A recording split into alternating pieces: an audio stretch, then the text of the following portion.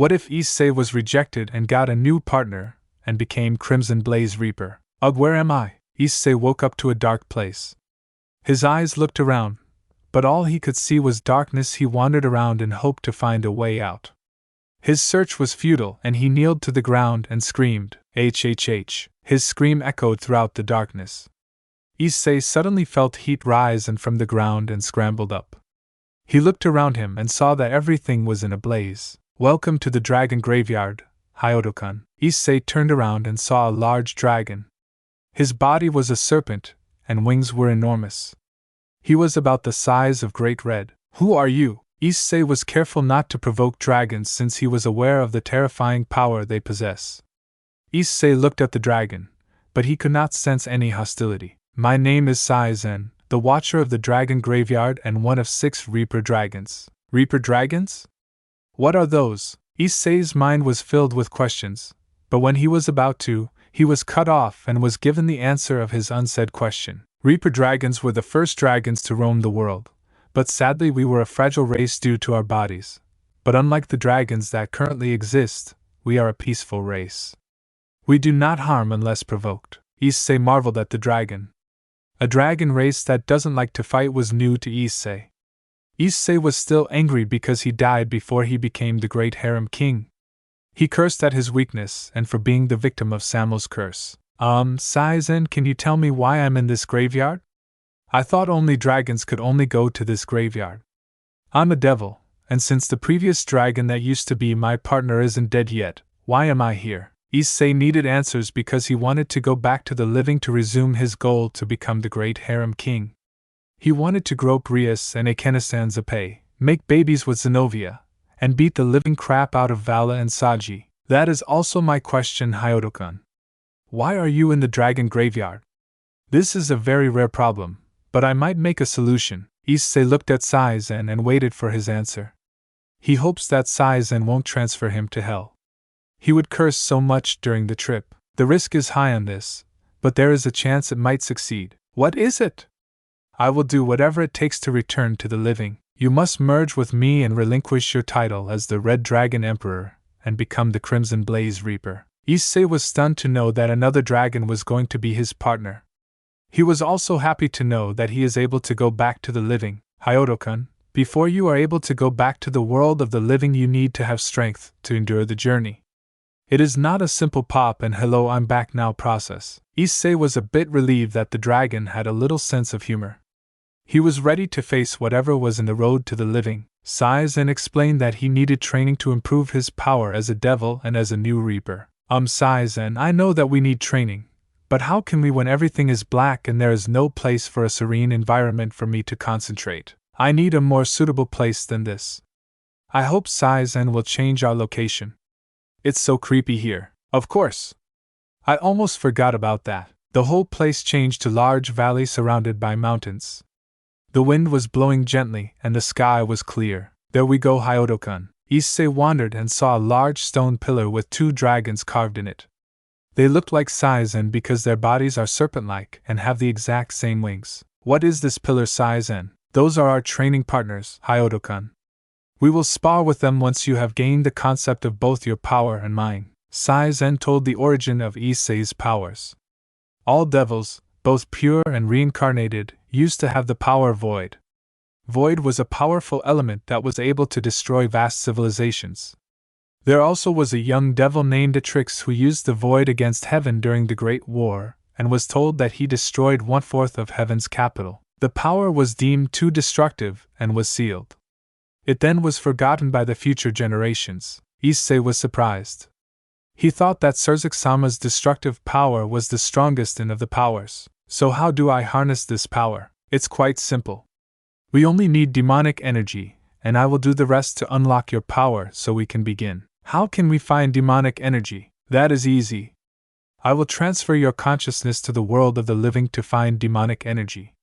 The only question is who has it." Issei knew the person that had the demonic they need. "I already know one." "That is good. This will make our training much quicker." Issei was told to close his eyes and concentrate. He then felt his mind move upward, and when he opened his eyes he saw Kiba and Zenobia in the forest training. He could see craters and fallen trees everywhere. He could hear them talking. It was my fault for not being strong enough. Kiba was crying while still holding his sword up. No, it wasn't he. We couldn't stop it from killing him. Zenobia was looking down on the ground and droplets of tears fell from her face as well. Hayato-kun, please hurry and collect the energy. Oh right, sorry Sai-zen. Issei walked forward and focused on Kiba and Zenovia's swords. The swords reacted and started leaking a black mist. Kiba and Zenovia noticed this as well. The mist surrounded Issei and made a black outline of his body. Kiba and Zenovia turned to his direction and saw the outline.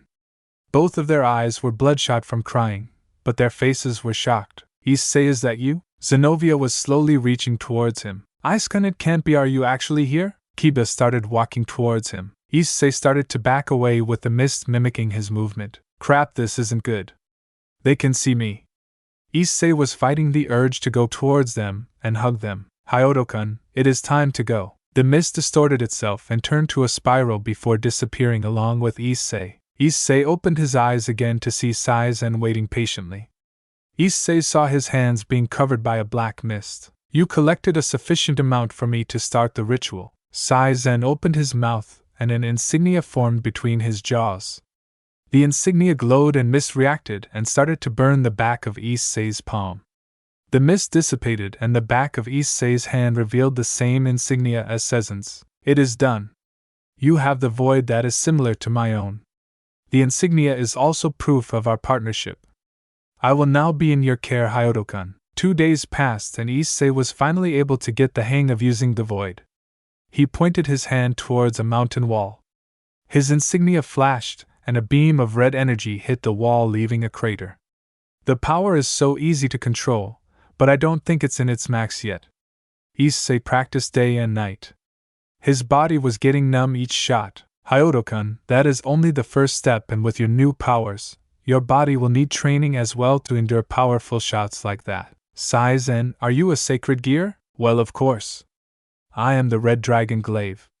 I am the Lost Longinus gear. Thanks for the answer, Sai-zen. You cleared away some doubt there. I will turn to your sacred gear once you complete your body training. Days soon became weeks.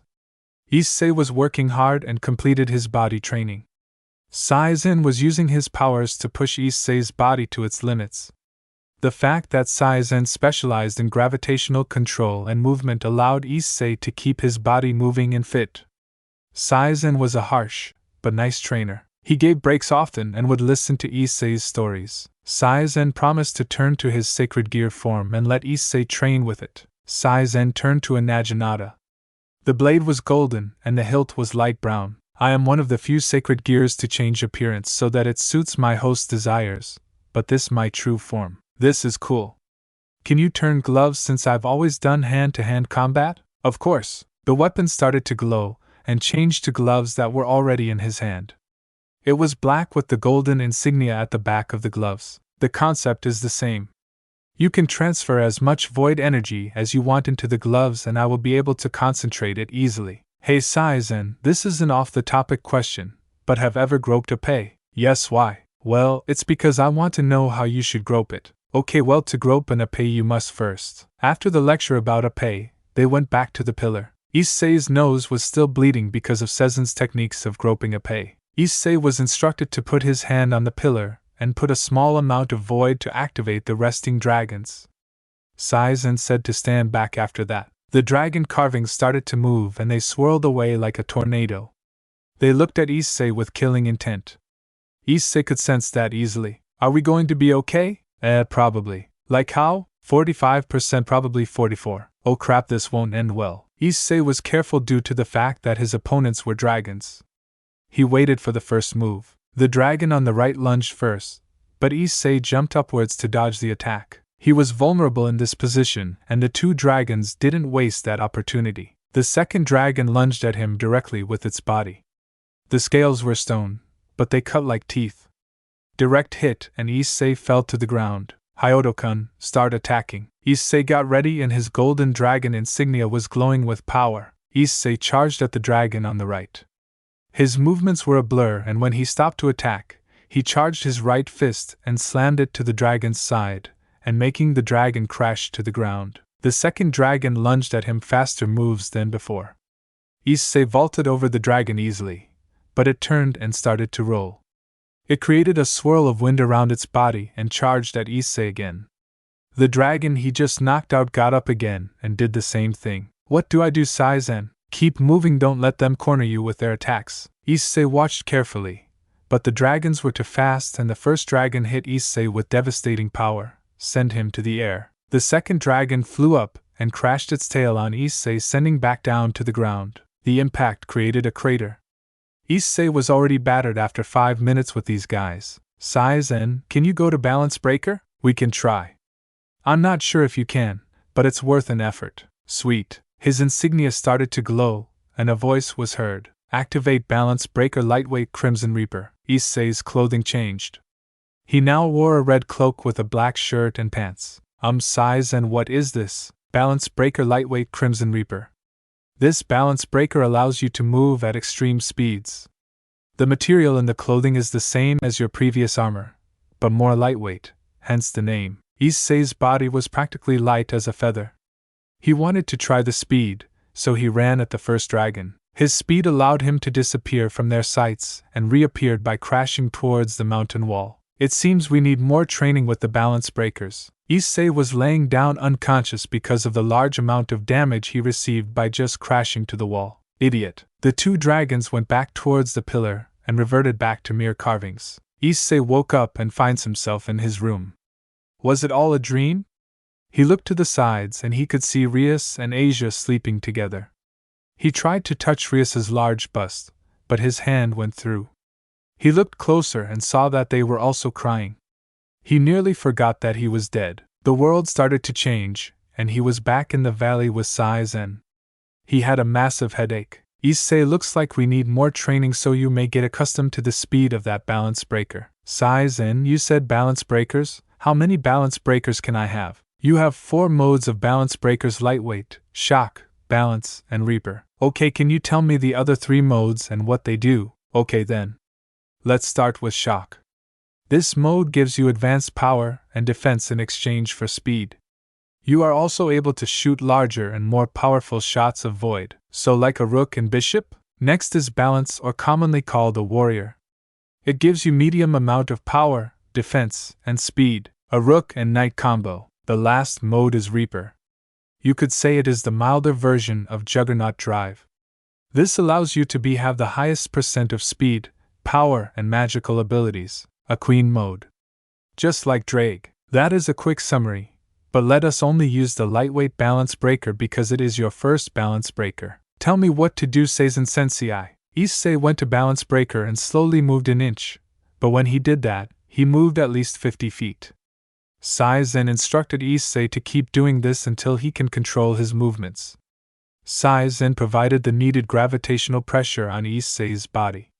A few weeks doing this, and Issei could easily vault over rocks and jump over lakes. Okay, Hyodo-kun, let us see how much you have improved. They went back to the pillar, and the 2 stone dragons emerged again. Let's do this. His insignia glowed and the voice was heard. Activate Balance Breaker Lightweight Crimson Reaper. His clothing started to change.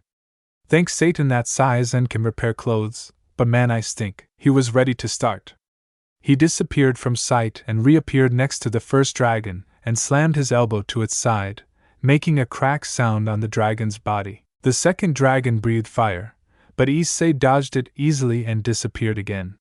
He was on the dragon and slammed his fist down on its body. The impact made the wind howl. Issei stepped back and started to celebrate. Hold on, it's not over, it never is. Issei was confused and turned around to see the 2 dragons staring at him as if nothing happened. I thought I beat them. They are the dual power dragons. No matter how much power you have, they can double it and add it to their own. So it's a never-ending battle? No, they only stay until your power is ready to face the journey back. The 2 dragons, who were always silent, spoke. I am Virium. I am Seraphim. Hyodo Issei, we deem you worthy to take the path back to the living. Are you ready to face the road ahead? A door suddenly appeared between the dragons. Partner, this is it. We needed more training, but it seems you were able to achieve the needed requirements to start the journey. You ready? Hell yeah, I'm ready for this. Step through the gate and enter hell. Your journey will begin there.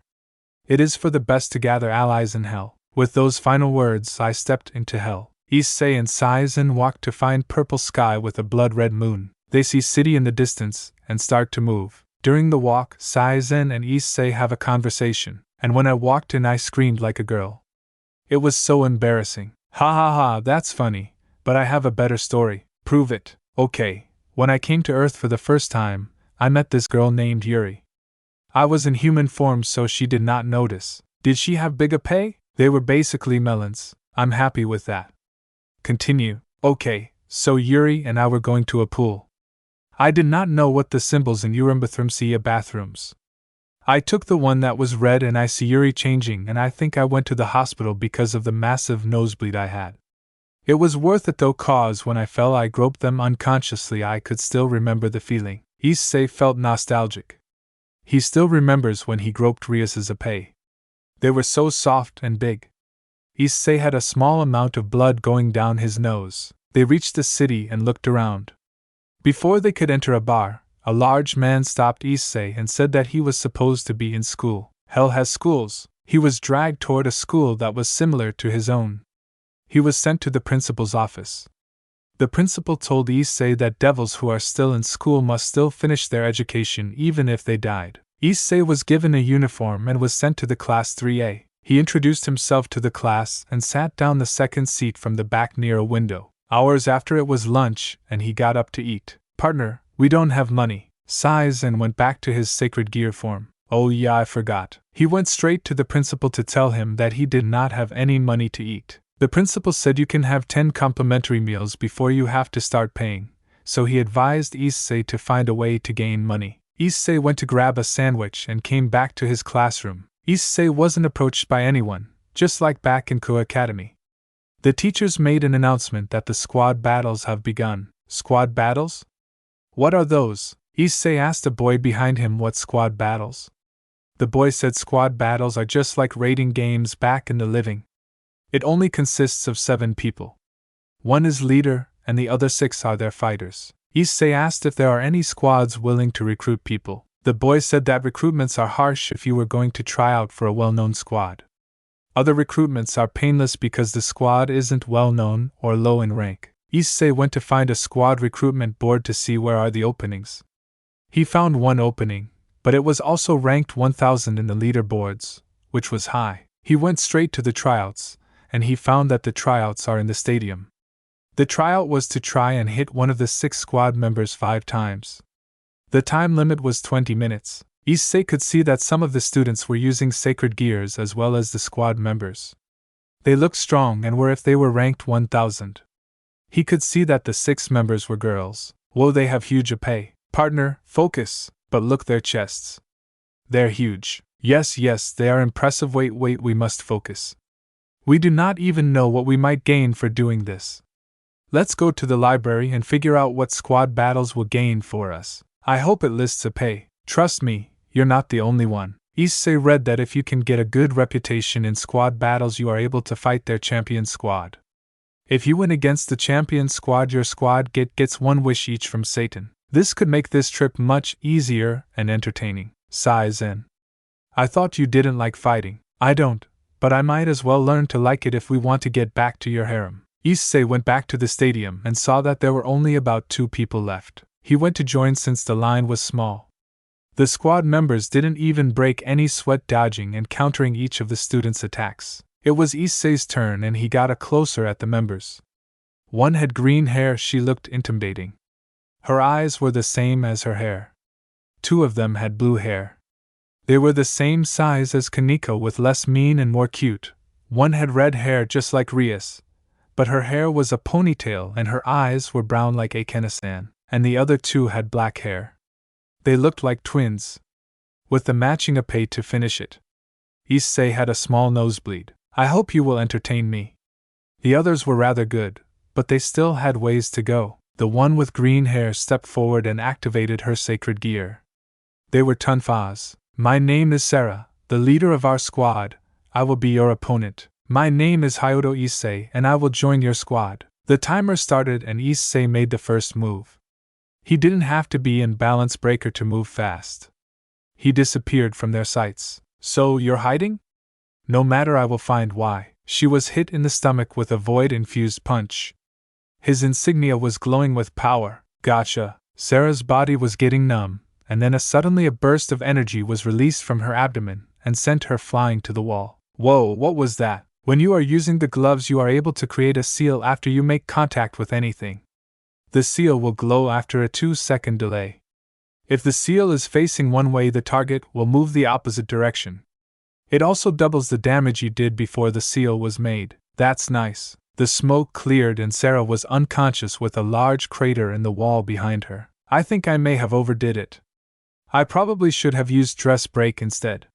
They might not let me in the squad, but at least I get to see some nice issei. You are a true pervert. It's amazing. I never thought I would find a more entertaining host. Don't count yourself out, Sai-zen. I am a dragon. Ladies love power, so I can count myself out. It is natural, damn it. That's a good point. The other 5 girls rushed towards Sarah. They seek worried, and it looks like they won't look at Issei for a bit. Okay, it's time to escape. Issei tiptoed towards the exit when a voice said, "Hey, it's not over yet." The girl with the red hair looked at Issei with murderous intent. Oh, this isn't good. But since I beat, doesn't that mean I win? No, it does not. You still need to beat the rest of us. But that wasn't in the tryout rules. Shut up, shut up, shut up. Issei didn't know what to do. Should he keep fighting and risk it or lose the opportunity to get back home? Man, this is tough. The other 5 girls activated their sacred gears. For what you did to our leader, you will pay. Crap, this won't end well. Issei returned to his classroom with a battered uniform and lots of bruises. He decided not to make things worse and let the girls beat the crap out of him. He managed to escape, but that squad was scary. He let out a huge sigh. He lost the opportunity to go back to his home. He went to his new dorm and laid on the bed. He was thinking about Sarah. Did he overdo it? After what he did, he doubts that he will enter their squad. The next day, Issei was eating his club sandwich on his desk when the red-haired girl opened the door and everyone in the classroom was screaming, "Leno Nizama!" She looked at Issei and told him to come with her. He was nervous, not because she told him to come with her, it's because everyone in his class gave him death glares. He entered a room that was similar to the clubroom he used to go to. Sarah had a few bandages around her head and some in her cheek. She looked at him calmly, and when she was about to speak, Issei said, "I'm sorry for doing that to you, I truly am. It will never happen again." Issei looked at Sarah to see her smile. "Just like Rias, don't worry about it. It was my mistake for getting cocky and I paid the price for it." Ha! Issei was surprised. She was carefree from what he did. "We are sorry about the actions we did yesterday, Hayado-san. Please forgive us." The red-haired girl was blushing and so did the 4 that attacked him. "Please forgive them. They do not like it when they lose a comrade. Of course, I wanted to get in so bad so I didn't control my attack. Well, after that hit I took, I knew you were the one that we needed. So does that mean? Welcome to our squad, Hayoto Issei." "Yes, I did it. My wish one step closer. Everyone, I'm coming back, so please wait just a little bit longer." Issei stared at the ceiling in his dorm room. Sai-zen was asleep, so he was thinking, okay, now that I've joined a squad filled with sweet, luscious, girls, what do I do? Partner, don't talk about issei, I'm trying to sleep. But you can't let go that they were huge, except those 2 girls that look like Kaneko. I don't know what you are talking about, so I'm just going to sleep. Oh, and about the issei, they are large, but what matters is that they are soft. True. Well, anyway, good night, Sai-zen. Night. The bell rang. Math ends, now it's time for lunch. Issei walked to the lunchroom and grabbed a sandwich. 7 more meals till it's time to pay. Where was he going to get a job? He returned to the classroom when Lina-san came out of the room and bumped into him. Issei wedged himself between her 2 huge melons. Oh wow. Sai-zen, you were right, they do have to be soft. Issei expected to get slapped by the one this school's Onisimas, but all Lina did was hug Issei. You are a pervert, Ice-kun. I haven't had this feeling for a while now. My morality will go through the window if this keeps up. And to make it worse, she's hugging me in front of my class. Oh, death glare galore. Issei, Sarah needs you in the clubroom, but I don't seem to mind if we don't go. We can go somewhere more private. Aleno Nizama, you are the best. Issei managed to get off her seductive hug and went with her towards the clubroom. They entered the room and the two blue-haired lolas jumped on Issei. They were pulling on both his arms. Issei-senpai is mine. No! He's mine, I saw him first. You can't prove that. Issei made a goofy face since two lolas were fighting over him. Momo, nay, don't do such things to your senpai. Can't you see he is uncomfortable? Sarah said that while her arms crossed and looking PO'd. The two girls let go of Issei. Okay girls, will you all introduce yourselves to our newest member? Lena and I already did yesterday. The two girls that just released him went first. They had different eye colors. One had purple, the other had golden. The one with purple eyes said, My name Momohio. I am a second year in 2A. Pleasure to meet you. My name is Nene Rendell. I am also a second year in 2C. Pleasure to meet you. Issei noticed the two black-haired girls in the back of the room. They looked like Kuroka, Kaniko's sister. They noticed Issei looking at them. They stepped forward. The girl on the right said, My name is Korin. I am a third year and a Nikomata. Nice to meet you. My name is Corona. I am also a third year and a Nikomata. Welcome to the squad. Okay, now that introductions are done, we can get to the main topic. Sarah's face was expressionless. Issei was wondering what was going on. A squad has challenged us today, and we are expected to meet them in 20 minutes in the arena. Sarah-senpai, isn't the arena a bit too small for a 7-on-7 battle? Issei saw the arena, it's big, but it would take a lot more space for devils to fight this kind of match. Issei, this school can create dimensions for us to fight in, so don't worry about it. It's the same thing as raiding games back in the world of the living. Well, that cleared everything up. Sarah already told us to get whatever we need to get ourselves ready. Issei went back to his dorm room and told Saizen to wake up. Saizen was mumbling in his sleep. Partner, I just had a glorious dream and you had to ruin it. Tell it to me later. Right now we have to go to our first squad battle. Gotcha. Saizen turned to gloves and Issei picked them up. Alright Saizen, let's win this one so we can go back home. I'm with you all the way. Both squads entered the arena and the whole place started to change into a large valley that was similar to the one Issei trained at. A voice was heard and it said, Squads, please prepare for battle. There was large transparent block in the sky and it was counting down. 321. The bell rang and it started. Lena attacked first with a bolt of lightning at the charging team. It hit one of the charging members in the chest. The lightning ripped the clothes off and made a small wound in girl's chest. Issei had a nosebleed. And Saizen too. Ah, a dirty trick. That still won't stop me. She got up and slammed her fist on the ground and created a small quake. Whoa. She looks tough. Saizen, let's get in too. Saizen wasn't paying attention because of the naked pair of Appei in front of them. Oh yeah, okay. The whole squad was going up against at least person. Some were flying and diving below. Lots of demonic energy was being released at the center. Issei could see Sarah and another student fighting. Partner duck. Issei did what he was told and just barely dodged a stream of icicles. Wow, you can dodge. Is that all you can do? I heard you were the newest member and probably the weakest. Issei flinched at those words and powered up his gloves. He disappeared from the girl's sights and reappeared just below her. Weak? If that's how I am, then eat this. You should be able to handle this. Issei punched her chest and sent her flying. The seal activated and slammed her against the wall. Her clothes were ripped apart from the seal. Oh, her nipples are all pink and bright. Saizen, take a look at that. Holy wow, the world is great. A partner, she's getting up. Not for long. Dress break. Issei stretched his arm out to her direction and the rest of her clothes were ripped. The girl screamed and covered her parts. She looked at Issei with murderous intent, but she couldn't do it cause she's naked. Saizen, can you expand my dress break radius? Partner, do you think I will use my powers to make your moves stronger? Yep, alright. All you need to do is point your hand to the targets, and at least 3 people will be affected. Both friends and enemies, alright. I get to see my team and my enemies' hot naked bodies. I feel so dirty. Yuck. Issei pointed his hand at the center and shot out a ball of void. It landed between Sarah and her opponent. The ball exploded and ripped apart their clothing. Sarah didn't seem to care, but the girl next to her did. She covered herself and said, "Pervert. You are an enemy of all women. You creep." Issei didn't mind that. He was called by that back in the living, and it made no difference in hell. Sarah turned around and said, "Nice technique there." She gave Issei a thumbs up, but more importantly Issei could her sweet, large, and hopefully soft bobas.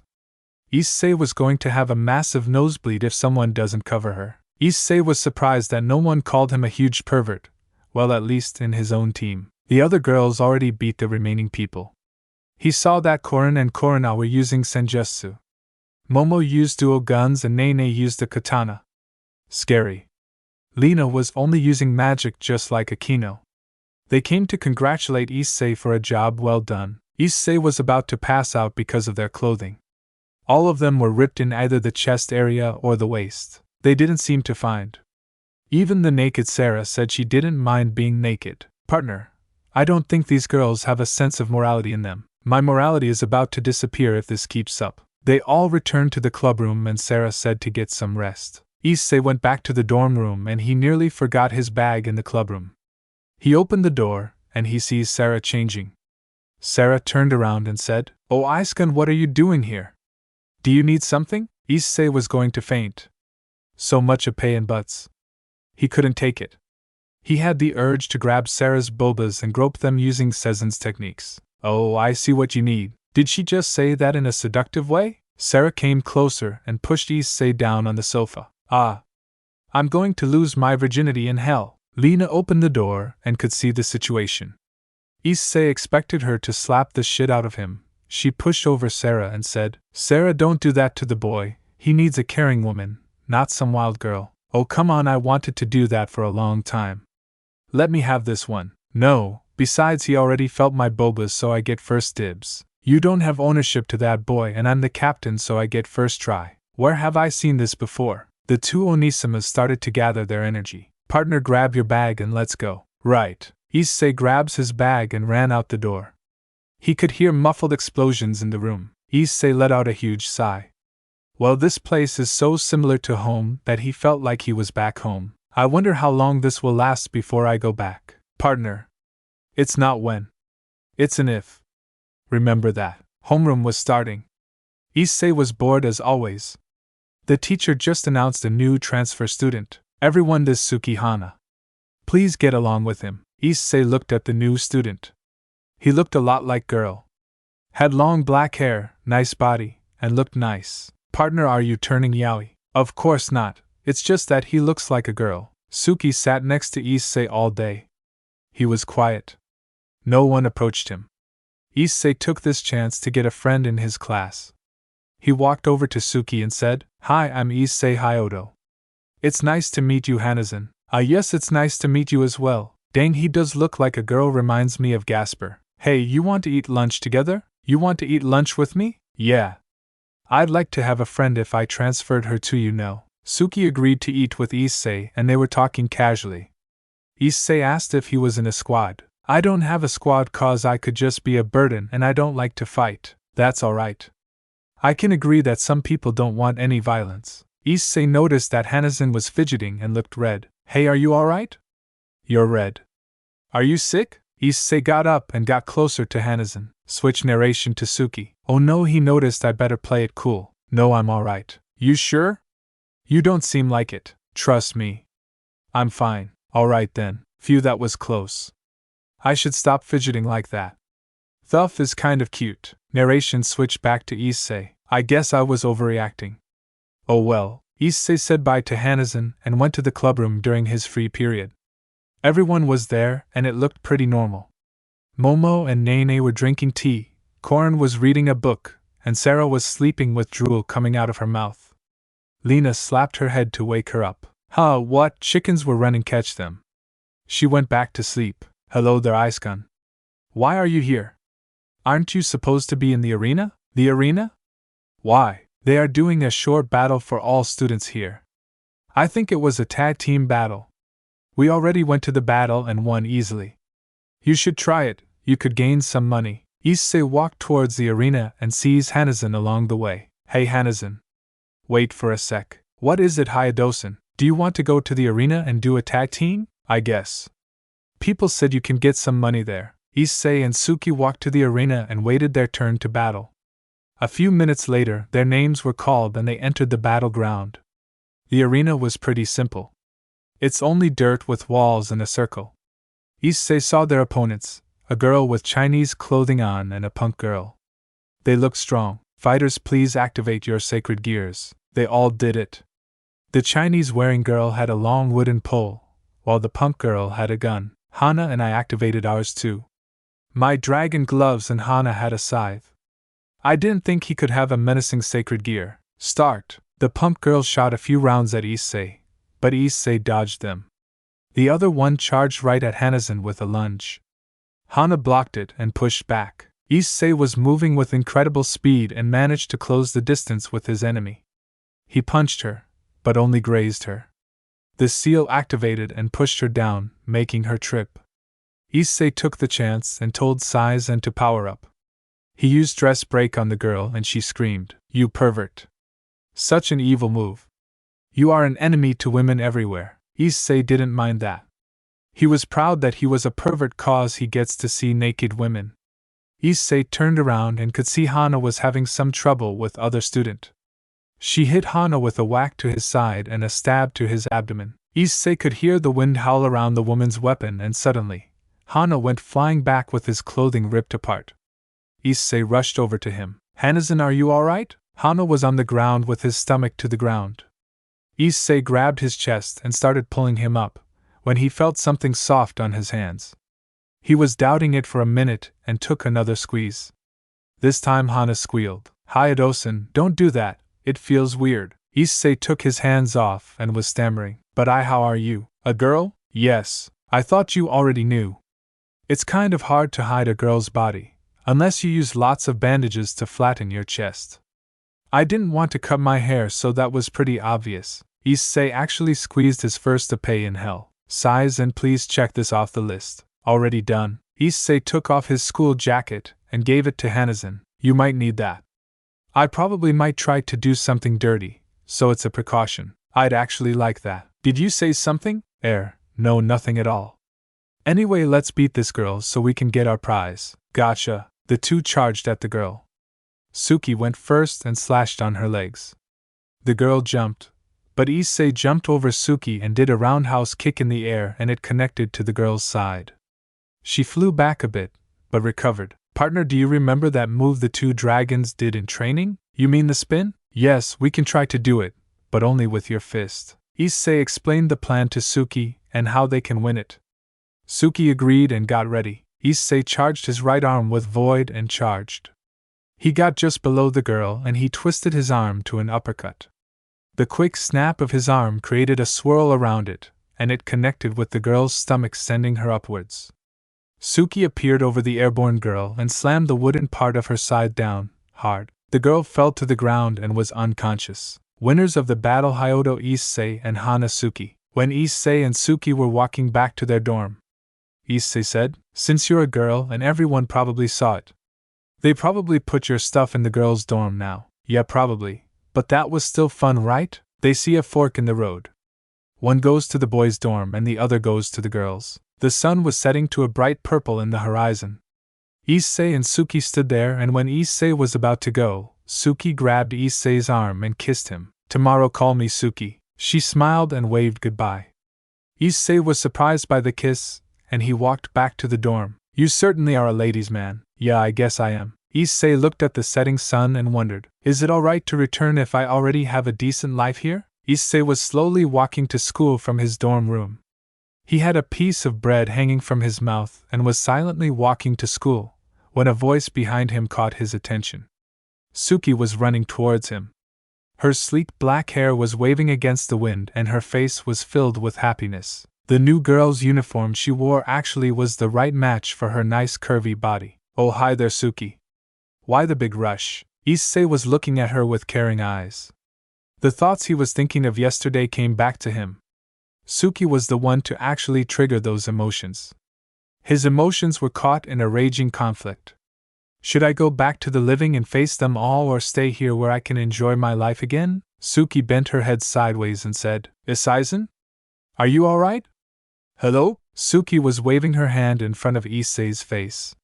She was wondering why Issei suddenly had a blank face. Oh, sorry, had something in my mind. Do you want to walk to school together? Okay. Suki was excited to spend these few minutes with Issei by herself. However, those minutes were ruined when a tall, green-haired girl jumped at Issei, knocking him down on the ground. Hello there, Issei. How are you? Fine. Issei's eyes shifted towards the big mounds of meat on his chest.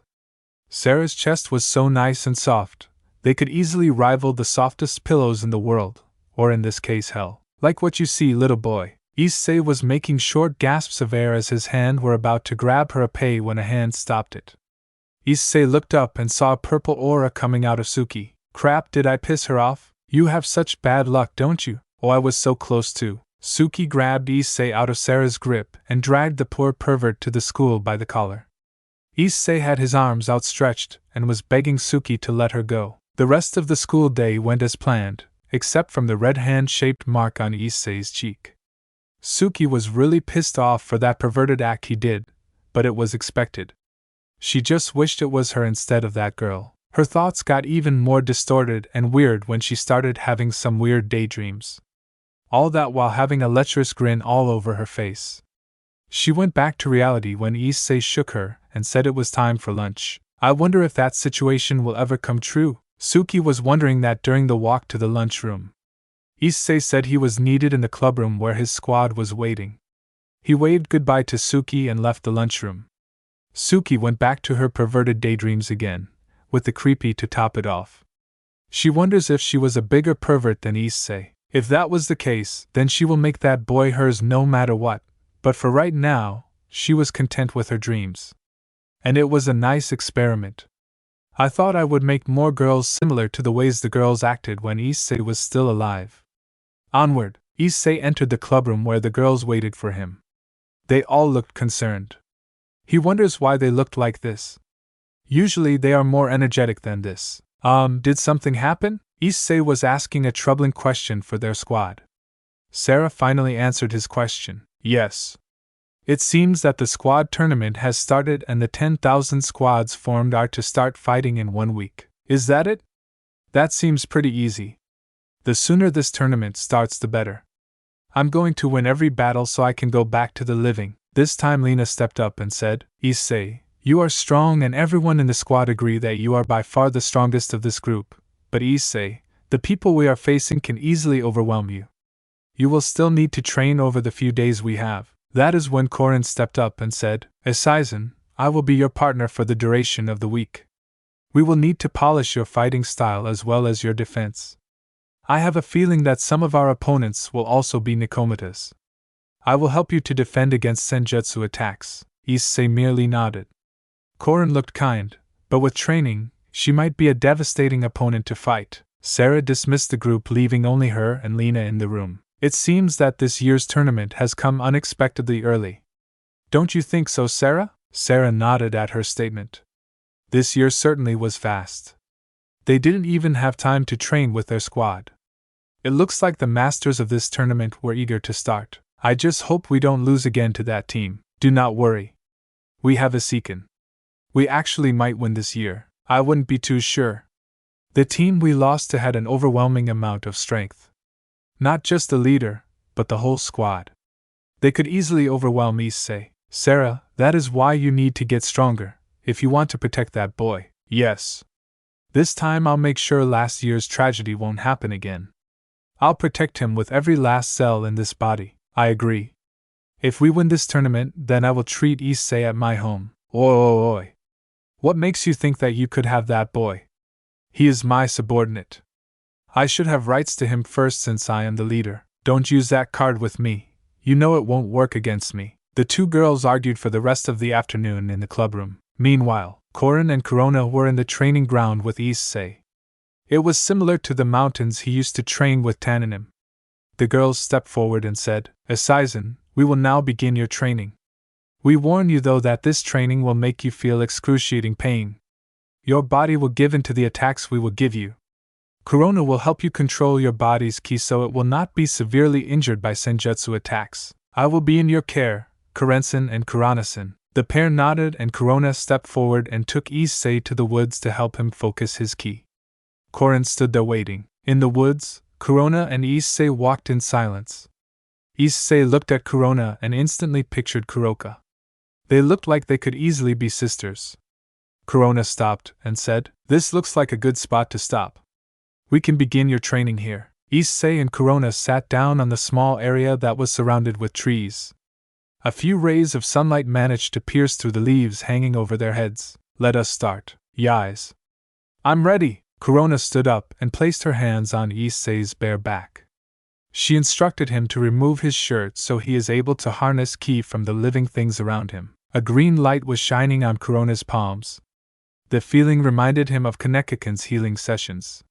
Corona told Issei to focus on the energy he was feeling and try to distribute it all over his body. Issei did what he was told. He closed his eyes and focused on the energy that was being poured into his body and tried to separate it and distribute them to his body evenly. He felt a rush, and he could feel his body surge with power.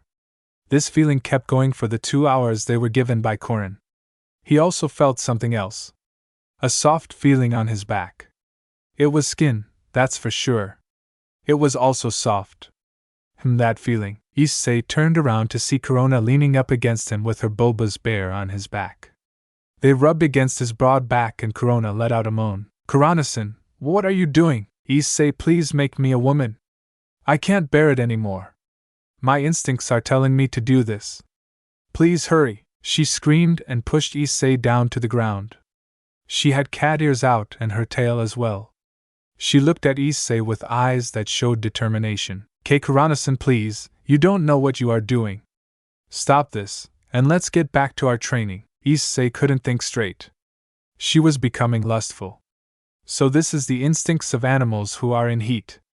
Issei's eyes shifted to her eyes and then to her body. Her soft hands slowly moved down to his pants. Her warm breath was touching Issei's cheeks. She was definitely in heat. "And I feel so dirty. I'm so dirty. I feel like trash. Yuck." She does look like Kuroka, and this opportunity was too good to pass up, but I have to remember my morals first. Sai-zen soon chimed in. "Partner, you have barely any morals, but you did promise the girls back at your home to give your virginity to them. What would they do to you if they know that your virginity was taken by a cat?" "Crap, you're right. I can imagine Akena-san and Rias to be really mad. Zenobia would probably kill me again as well." There were footsteps getting closer to their location. Judging by the steps, the person was running towards them.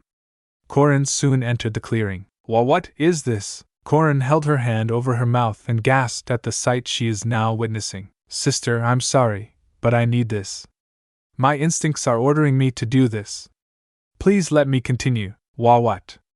"No way." Korin looked at the ground for a while then screamed. "You're not the only one that's being ordered by their instincts. I need it too, you know. Stop this now. If I can control myself, then so can you." Corona finally got her senses back and got off Issei's chest.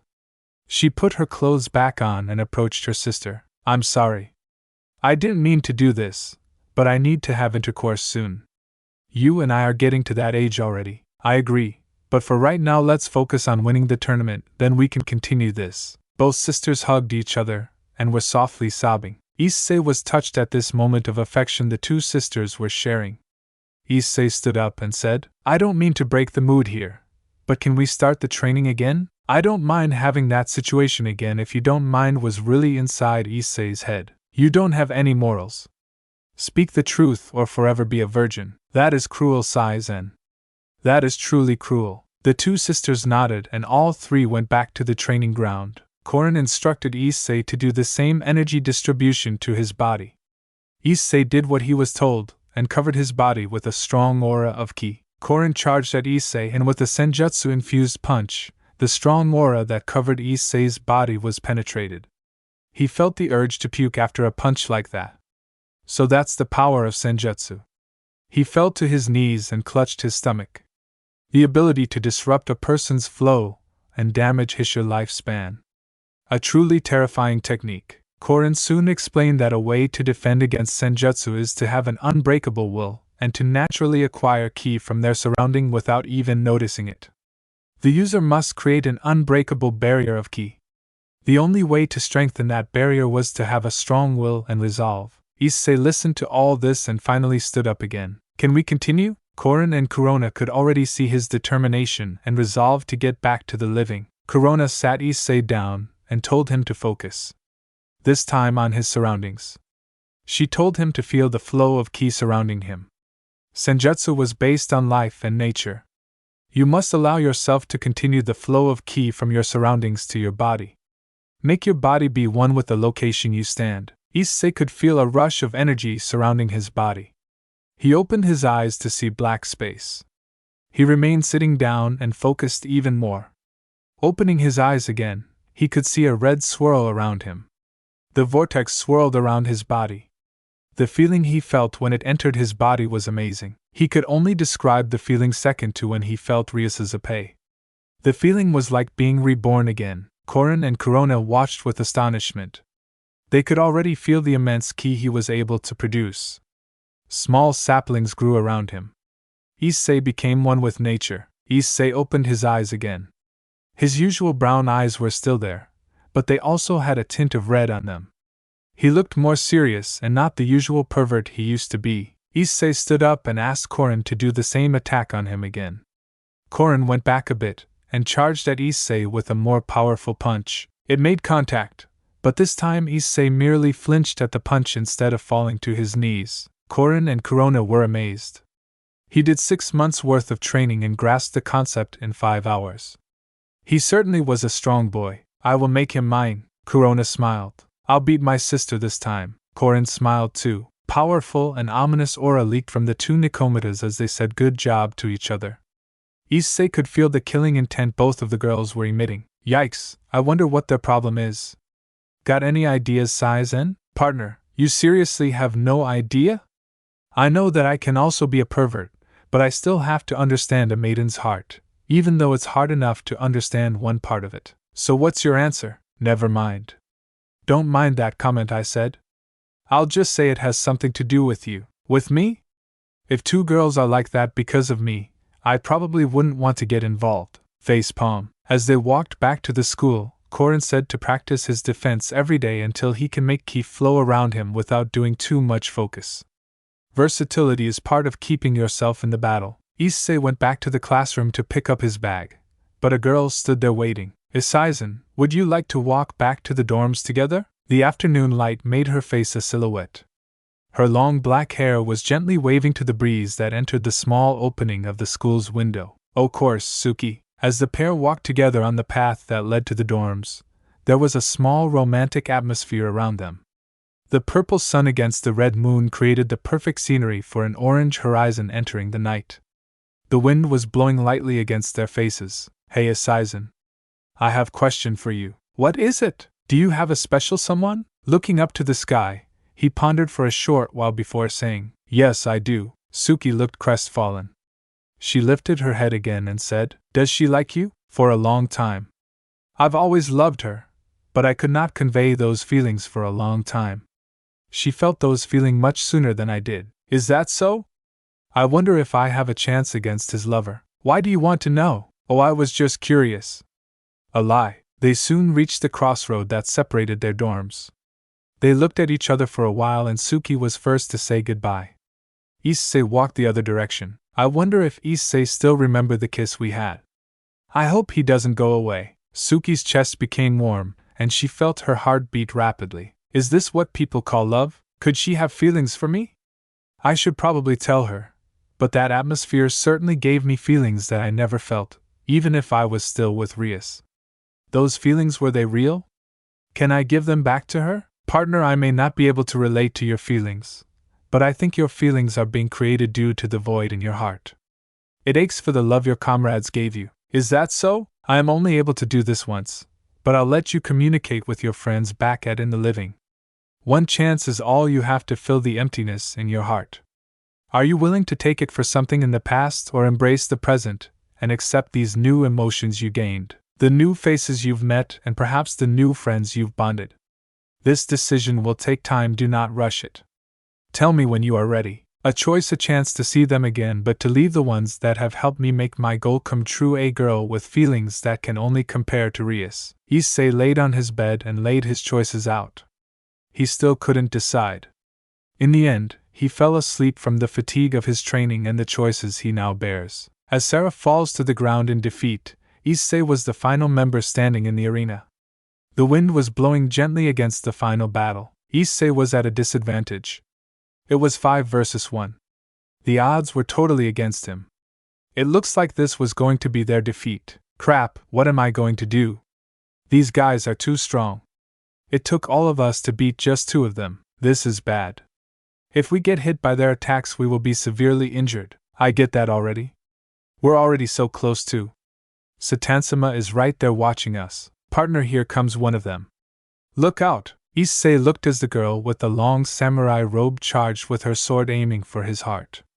Issei sidestepped to the right and brought down his elbow on the opening she carelessly made. The force of the impact made a crater with the girl lying in the center of it. She soon disappeared to a bright white light. Oh?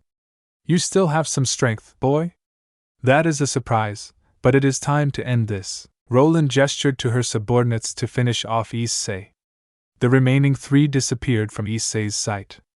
The first girl appeared on Issei's right flank and slammed her fist on Issei's side with devastating force. This sent Issei flying towards the wall, where the second girl appeared and executed a perfectly timed uppercut that changed Issei's direction to up. The final girl appeared. She had a sadistic smile on her face that matched her natural blonde hair.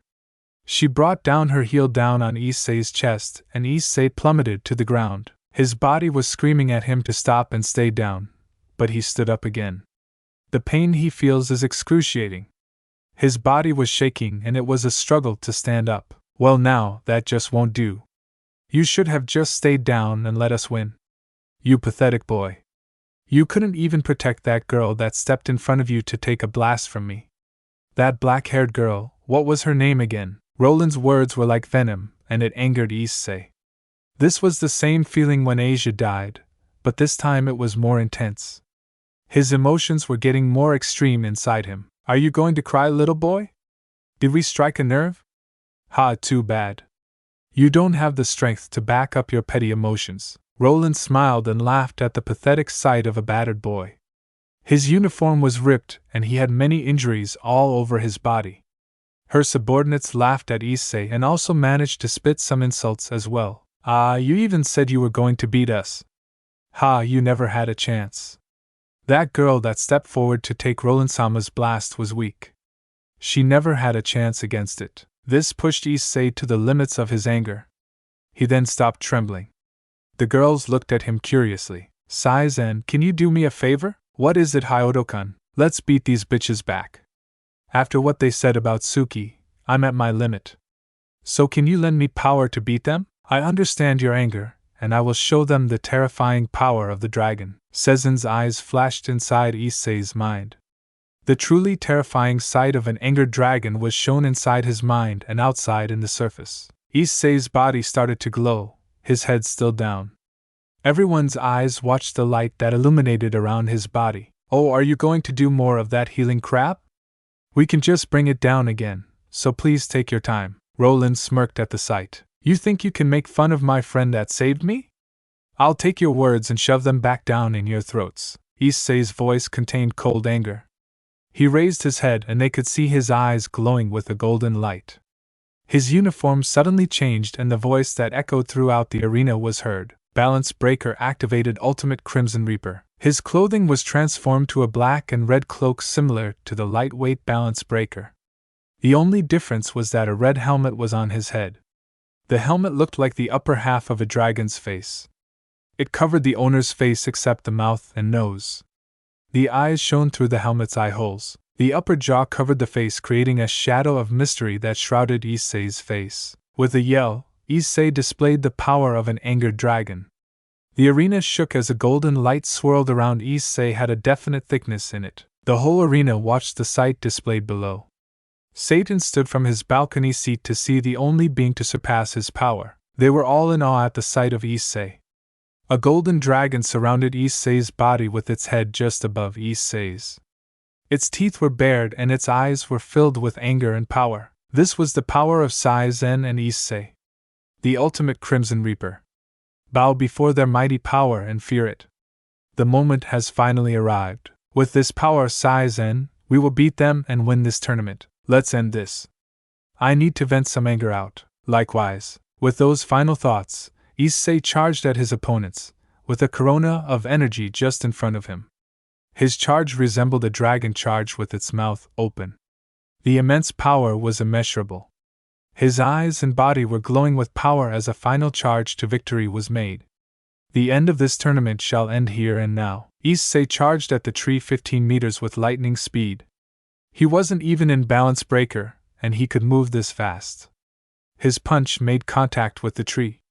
A loud bang was released and the tree was uprooted and sent flying 10 feet away from its previous location. Nice job, partner.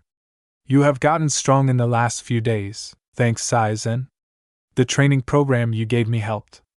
I'm already excited for the first battle. Korin and Corona soon entered the area and could see the uprooted tree and a happy Issei. The pair smiled and called out to Issei, Issei, Sarah needs us in the clubroom. Let's go. Coming. Once the members have settled down, Sarah began her speech. It looks like everyone trained hard. I'm so glad you all show so much dedication. Anyway, that aside, a squad has challenged us. This will be our first battle, so be prepared. This squad's rank is 10 levels ahead of ours. Do not, and I repeat, do not lower your guard. Lena stood next to Sarah and said, Everyone, please meet us at the arena in 20 minutes. Make sure you have what you need for the battle. And also, good luck everyone. Issei went back to his room and lied down for a bit. He was deep in thought of how strong this squad was to make Sarah so serious. He shook his head and sat up on his bed. If we win this, then I'm one step closer to reaching my goal. Are you ready, Sai-Zen? Yes, it has been a while since I've fought. Let us do our best, partner. Issei opened the door to his room and a young, raven-haired girl stood outside of the door. Oh Suki, hi there. Hi Sai-Zen. Are you going to your battle? Suki's hands were rubbing each other nervously. She didn't want to have eye contact with Issei. She kept fidgeting for a while, and then finally said, Good luck, Sai-Zen. Thanks for the support, Suki. I appreciate it. Issei was about to turn and leave, when Suki grabbed his hand and spun him around, and gave him a kiss. The warm feeling of Suki's lips captured Issei's attention. The soft red lips of Suki made him feel a warm feeling in his heart. One that was empty, but was slowly being filled. It felt like forever for both of them. The romantic scene of a girl and guy kissing while the purple sun and red sky create the scenery of sunset was recreated again. Once the lips parted, Suki raced past Issei and fled the dorm. Issei could only stand there, amazed at her boldness. She reminded him of Rias's boldness, along with Asiakin's caring personality. His mind quickly flashed him of the moments he spent with Rias. Issei soon snapped out of his nostalgia and ran towards the arena. To return back to his home wasn't such a far-fetched idea.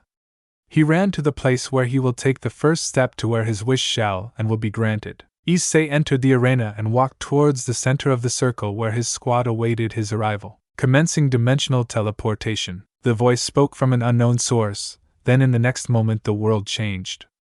The new location was a large, gladiator arena. The large brown rock towered the 14 contestants to occupy it. Large openings were closed by large, rusted metal gates. The contestants stared at their opponents. Issei stared at his competition with great interest. The center of the group was a girl with long, blonde hair with aqua blue eyes.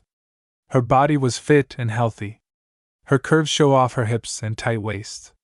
She wore a blue and white school uniform with a tie that rested on her large cup bobas. He was excited to use his new and improved dress break on that girl.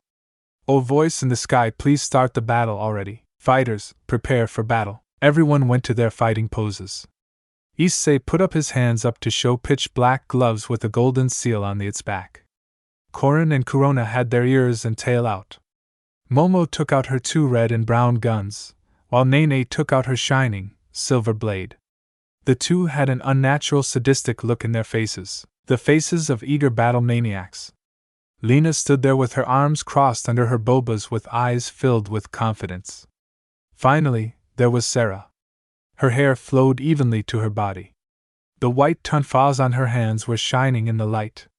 She wore a t-shirt that was tied behind her back and short jeans that showed off her light tan legs. The block in the air counted down.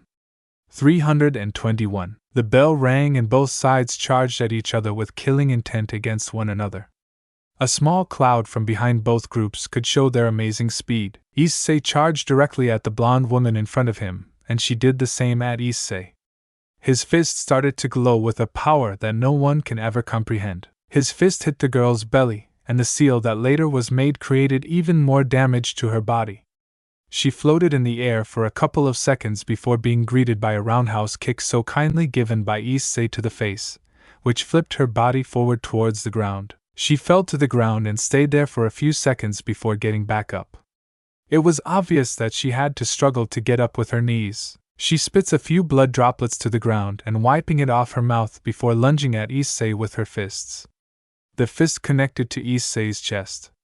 He was sent flying back a couple of feet, but with his now agile body, he flipped and touched the ground with his hand like one-arm handstand and pushing himself up to his feet. He blocked the few blows coming at him, but some managed to break through his defenses and managed to give him a few injuries. The next punch she delivered threw him to the wall, creating a crack in the arena. Dang, that actually hurt. You feel that, Sai-zen? That certainly was a powerful punch. Best not get hit by it again. Agreed, but we need her to be vulnerable. Are you seriously thinking of that? A boy needs to fulfill her desires, no matter how immoral it is. Issei extended his right hand and a small ball of energy formed. He then threw it at the girl. She thought it was harmless, until it made contact with her clothes. Her uniform was instantly ripped to shreds. Only a few pieces of her panties managed to cover up her intimate parts. Issei had an instant nosebleed and fell backwards. No matter how much training he does, a girl's body is easily his weakness. He looked back up to see the blonde Bishujo cover her bobas with one arm and charged at Issei with her free hand. Issei flipped backwards and avoided her punch that buried into the ground. I got to give props to her. She still fights even when she's naked. This made it more erotic. You got to admire her resourcefulness. She didn't break down like other girls do. I agree. Well, this is a good time to attack, isn't it? Not just yet. Let me admire her body for a sec. Okay then. Let's savor the moment. Issei gets a nosebleed from the sweet body that crouched and struggled to get her right arm free. The girl looked up, and to Issei's surprise, she was crimson like a rose. That made it even better. He fell backwards again. She finally got her arm out and charged again, but with a flustered face, she seemed to lose concentration. Issei took this advantage and used his legs to sweep her feet off the ground. She fell and Issei caught her and carried her bridal style. She was deeply flustered. This is awkward, so can you surrender? Your friends are already beaten. The two looked to see the last of her team fall to the ground. His squad cheered and gave each other high fives. They all turned to Issei and were waiting for Issei to finish his opponent. The girl stuttered. I yield on one condition. What is it? You have to kiss me. You need to take responsibility. The other girls heard the request, and they stared at Issei with demon eyes.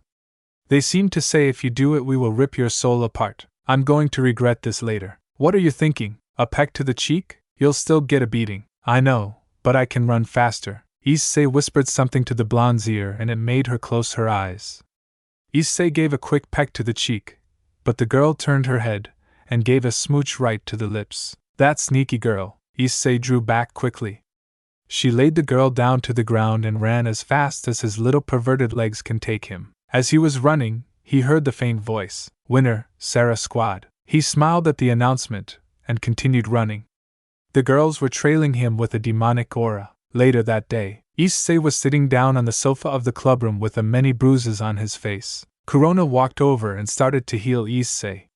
She also said for all the girls to hear, Sai-zen, I thought you were going to give me a congratulation kiss after the battle if we won. I Neve. He was quickly cut off by Sarah's voice. You promised her what? Lena's voice also was heard. Oh Issei, you're so cruel. Momo and Nene said in unison. Sai-senpai, you're so mean. Korin said in a contained anger. When did this happen? Corona answered in an obvious voice. It was in the forest. Duh, Issei was fearful for his life. He could already feel the large amount of demonic energy gathering in the clubroom. This won't end well for our hero. To make matters worse, Corona threw her head back to get the hair off her face and moved in for the kiss. Issei was mystified with her golden brown eyes and hot breath. Partner, do you want to die in hell? No, why? I then suggest that you stop what you are about to do and come up with a good excuse to leave the room. Okay, gotcha. Everyone, I have something to say. What is it, Asiken? Sarah still looked freaking pissed off. How should I say this by? With those words he lunged towards the window and fell off the 2-story drop. He barrel rolled and ran straight for his dorm. This certainly has been an exciting and erotic day, isn't it? I agree with you on that one, but hey, how long will this tournament take if there are 10,000 squads assembled? I've heard that the longest time this tournament went was about 3 weeks. So it will probably end very soon. Dang, how powerful can some of these squads be? I don't know, but there has been rumors of a squad that has already defeated roughly 500 squads. They might be our biggest challenge. If we win then this tournament won't last at least 1.5 weeks. That's roughly correct. Dang. To defeat 500 squads in the first 2 days of the tournament. That squad might have some powerful members. Back at the clubroom, Sarah and Lena were sitting opposite of each drinking tea. After a few minutes of silence, Lena finally spoke. Sarah, their squad has already defeated 500 others and we only defeated 1. They really want to make their dominance known. I can't blame them for showing power. They are Satan's elite guard. I just hope we are able to win this year. Last year we were so close, but then they pulled him in the battle. Yes.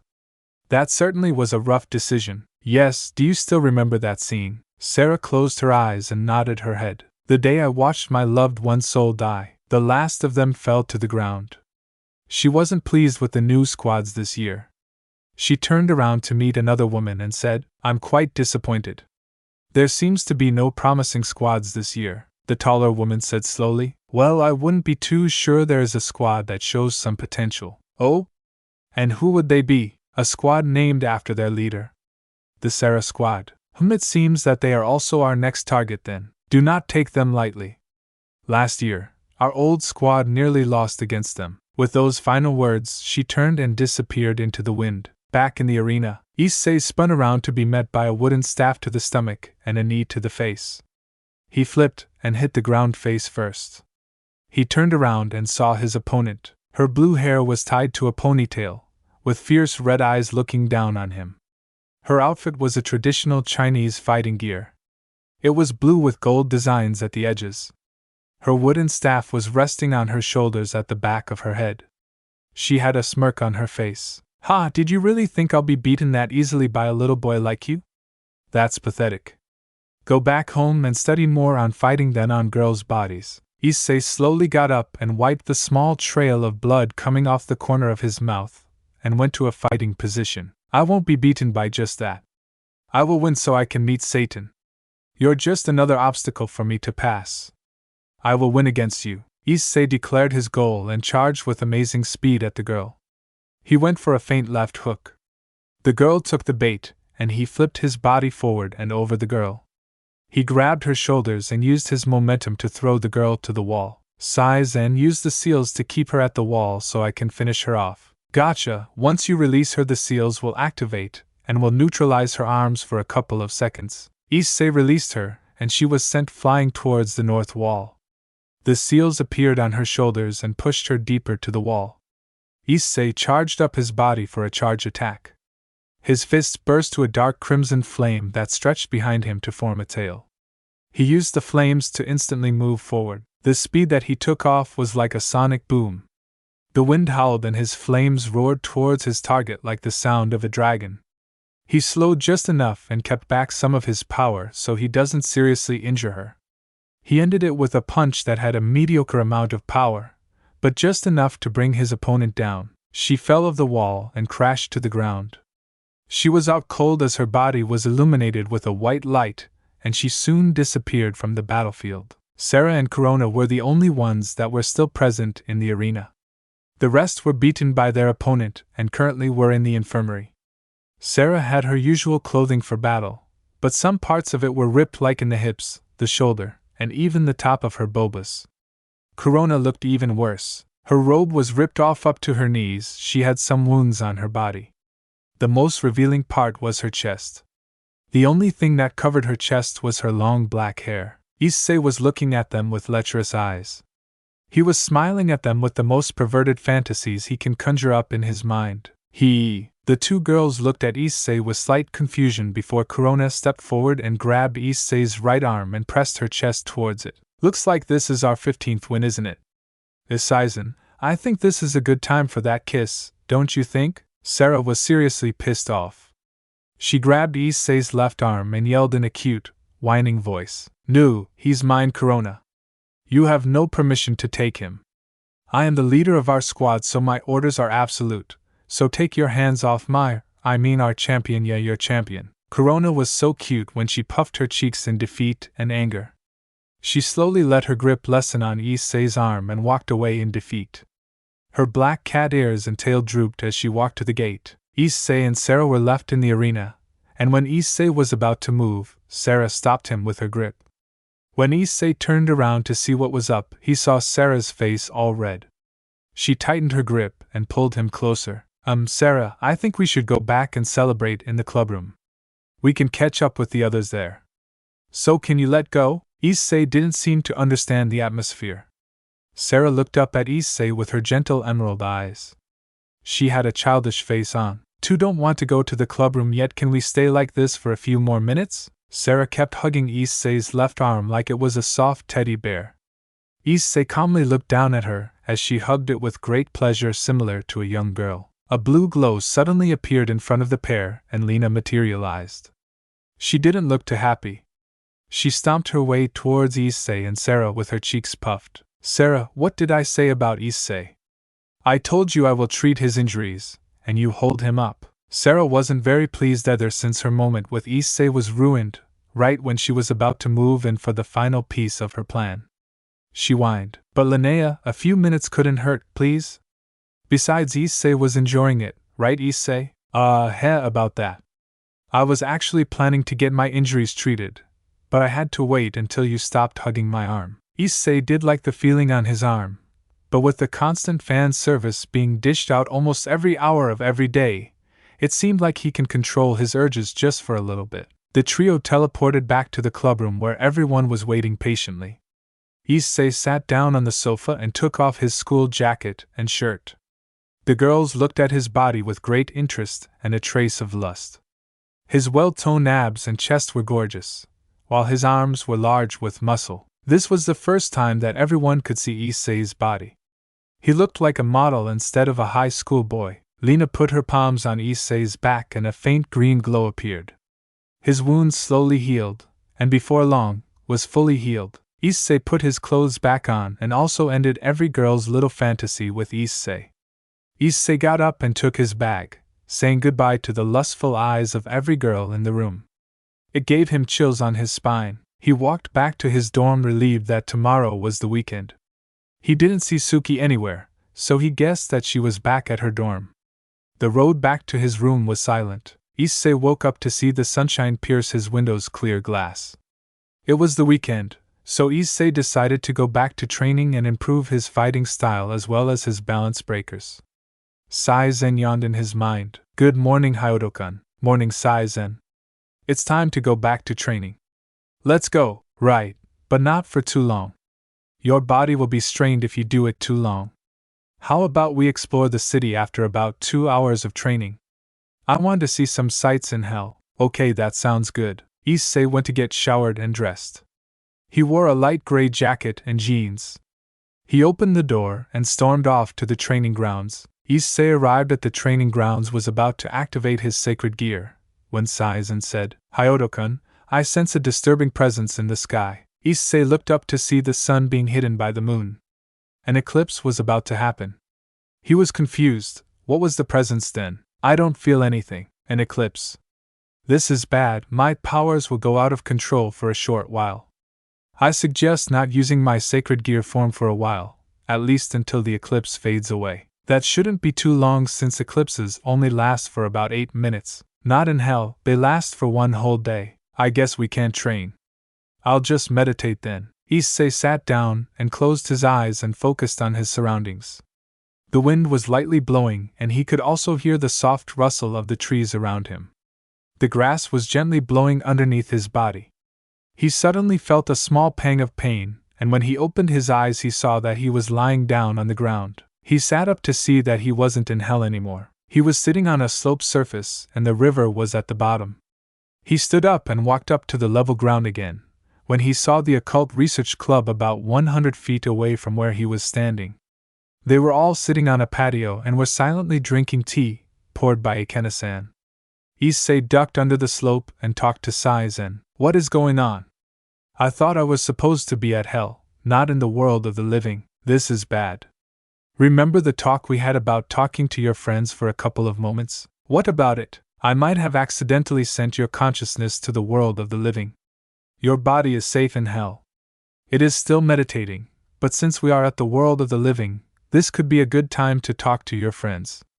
I have no control right now, so this could end in an instant, or could keep going until the eclipse disappears. This is kind of bad, since I'm still not ready to face them.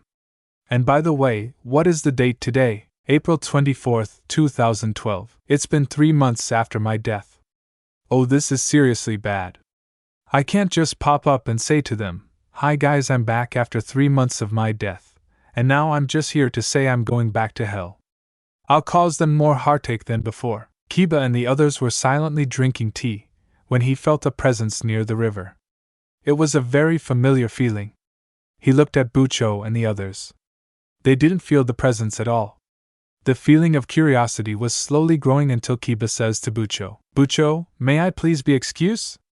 I need to go to the river and clear my mind for a while." "Okay, you are free to do so." Rias didn't seem to mind, so Kiba went towards the river, when he saw a brown speck of hair and a pair of eyes. He walked even faster, the presence getting stronger as he walked closer to the river. Issei saw Kiba walking towards the river and started to panic. He ducked down again and said to Saizen, "What do I do? What do I do?" "Jump into the river." "Are you nuts? I'll drown if I stay there too long." "Just because my body isn't here doesn't mean it won't feel the sensation of drowning. You have an artificial body here. It is similar to your body back in hell.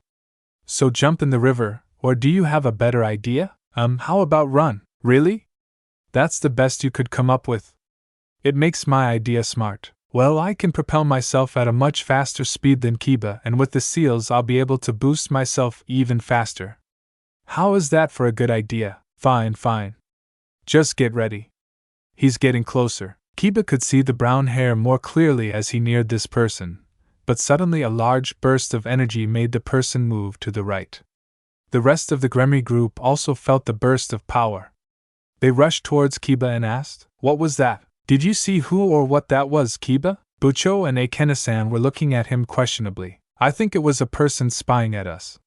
He was moving over there." He pointed to the right towards the bridge. "I was about to see who it was, but he moved before I got a closer look. Let's follow our mysterious visitor and make him talk." The group sprinted toward Issei's direction. "Partner, I think we have a big problem." "What is it?" "Look behind you." Issei turned around to see the whole group running after him.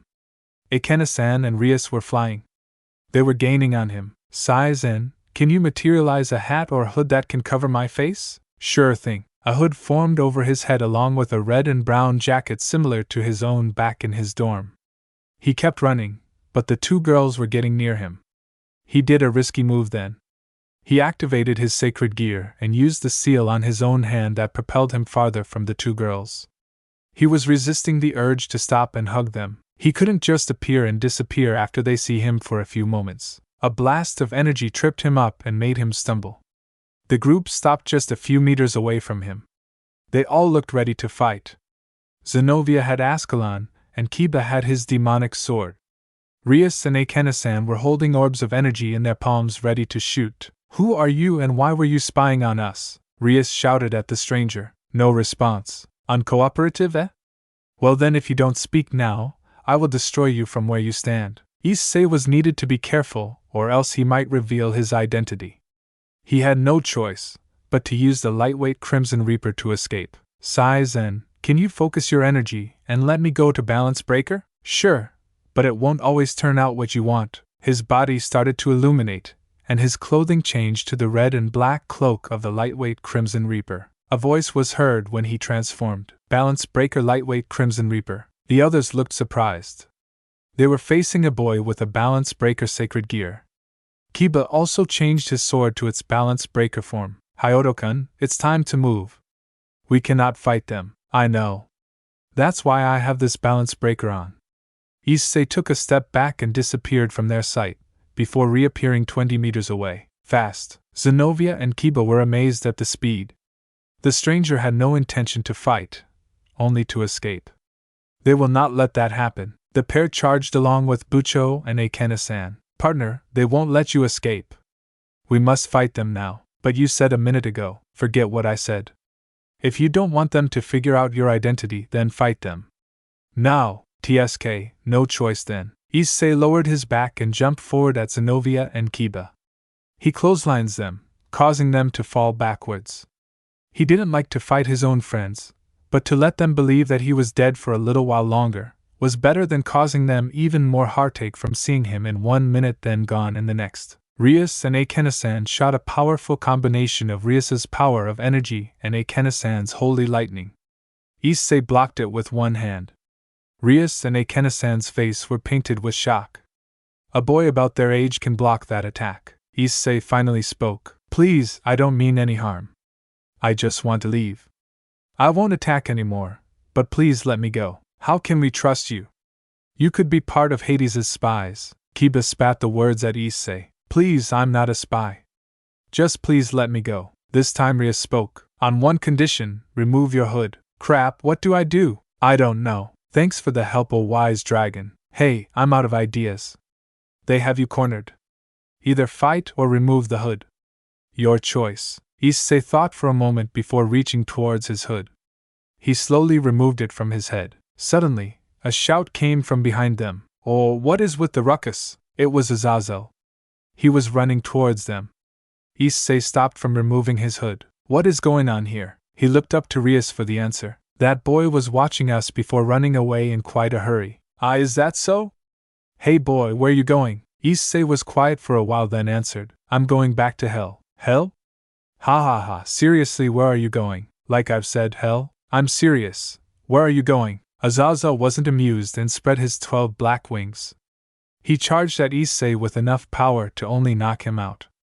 Azazel knew this, but he underestimated the boy when he sidestepped from the charge and placed his hand on his back. Azazel was pulled to the ground with extreme force. Ugh. You got some fighting power, kid. Want to join us? We need a new member, unless you already have an alliance. Rias screamed in the air. No! No one is going to replace Issei, and that's final. He won't replace him even if you force me to change him. Issei could feel her despair. He stood straight and said, I really appreciate your loyalty and love to marry us. Rias and the others looked at him with confusion. He then took off his hood. It's me. Hyodo Issei. He smiled at their disbelief as they see him, perfectly healthy and, as far as they know, alive. Everyone stood stone still to see their friend back from the dead. Issei stood in the middle of the group. His hair was the same, his body looked much slimmer and well proportioned. The Gremry group and Azazel stood quietly until Asia broke the silence. Ayasizen? Is that you? She walked slowly towards him. She looked dizzy and was clumsily walked towards him. It felt like a dream to Asia, to see him again. She grabbed to his cloak and felt his face. It was really him. Tears slowly fell down her beautiful eyes and hugged Issei. Isizen sobbed your back. You're actually sobbed back. She coughed the few words she could say and buried her face into Issei's chest. Issei hugged Asia back, but he muttered into her ear, I'm not yet alive. Issei removed her face from his chest to see her eyes denying what he had just spoken. He grabbed Asia's shoulders and gently pushed her off. He turned around to face the rest of the group. They looked at him intently. Their eyes were filled with shock, but still calculating. Azazel stepped forward slowly and said, Why should we believe that you are Hyodo-kun? He died 3 months ago, and we could not bring him back to life. After 3 months of knowing you were dead and then suddenly popping out of nowhere saying you're back. Do you think we are fools, TSK? They won't believe that it's really me. Sighs and, what do I do? Oh yeah, the situation. Right, try negotiating? Think of a better idea. Fine. Give me a few minutes. Stall them for now, better hurry. Azazel is getting angry. Issei stood there calmly taking in Azazel's question. On the outside he was calm and collected, but in the inside he was getting nervous. He needed to find a way to distract them. Okay, then what do I do to prove that I am Issei? Show us your Welsh dragon scale mail. Oh. The situation is getting worse. Any ideas yet? Got one. Run. Oh wow, thanks for telling me a good plan. In your state you are easily outnumbered, plus the fact you don't have that red dragon emperor with you anymore. To make matters even worse is that they are your friends. If you actually fight them, then you will easily be dispatched. I won't be able to help since the eclipse is still on for about 3 hours. I can't run for 3 hours. It's going to make me tired and they would eventually catch up. Don't forget your Senjutsu training. You are able to recover your stamina through your surroundings. I will help increase it over time. I don't want to run anymore, Sai-zen. I want to face them. I can understand, but please think of it logically. There is a chance they won't believe you. They will attack you without hesitation. Do you want to be struck down by your own allies? You make a good point, alright. I'll use dress break on Rias and Akena-san. Once they're distracted from that, then activate the seals on my feet, and we can have a head start. Good enough. I haven't seen bear bobas for a long time. I agree. Issei faced Azazel confidently, and closed his eyes. He made some light using his balance breaker. Right when they were about to believe him, he shot an orb of red energy at the two girls and it exploded, ripping their clothes to smithereens. The confusion was as he expected. They all turned around to see if they were alright. Issei's feet was then covered by Sezen's dragon insignia. He was launched in the air at least 400 feet up. He focused power beneath his feet and soon, a dark, crimson flame roared underneath his feet. He was flying. He didn't have time to celebrate this new ability. The group finally figured out his plan. They faced him and launched to dispatch their trickster enemy. He looked at Asia one last time. Her face still believed it was the real Issei. He showed Asia his smile one last time, before turning and blasted away from her group. Issei burst through the air in high speeds. The wind in his hair and face felt great. Now how do you steer this? He kept moving forward with no sign of stopping. The flames roared of power as he sped through the river, leaving a large wave of water. He pushed his legs forward for a moment, hoping to stop. He was then stationary for a while in the air, scanning his surroundings.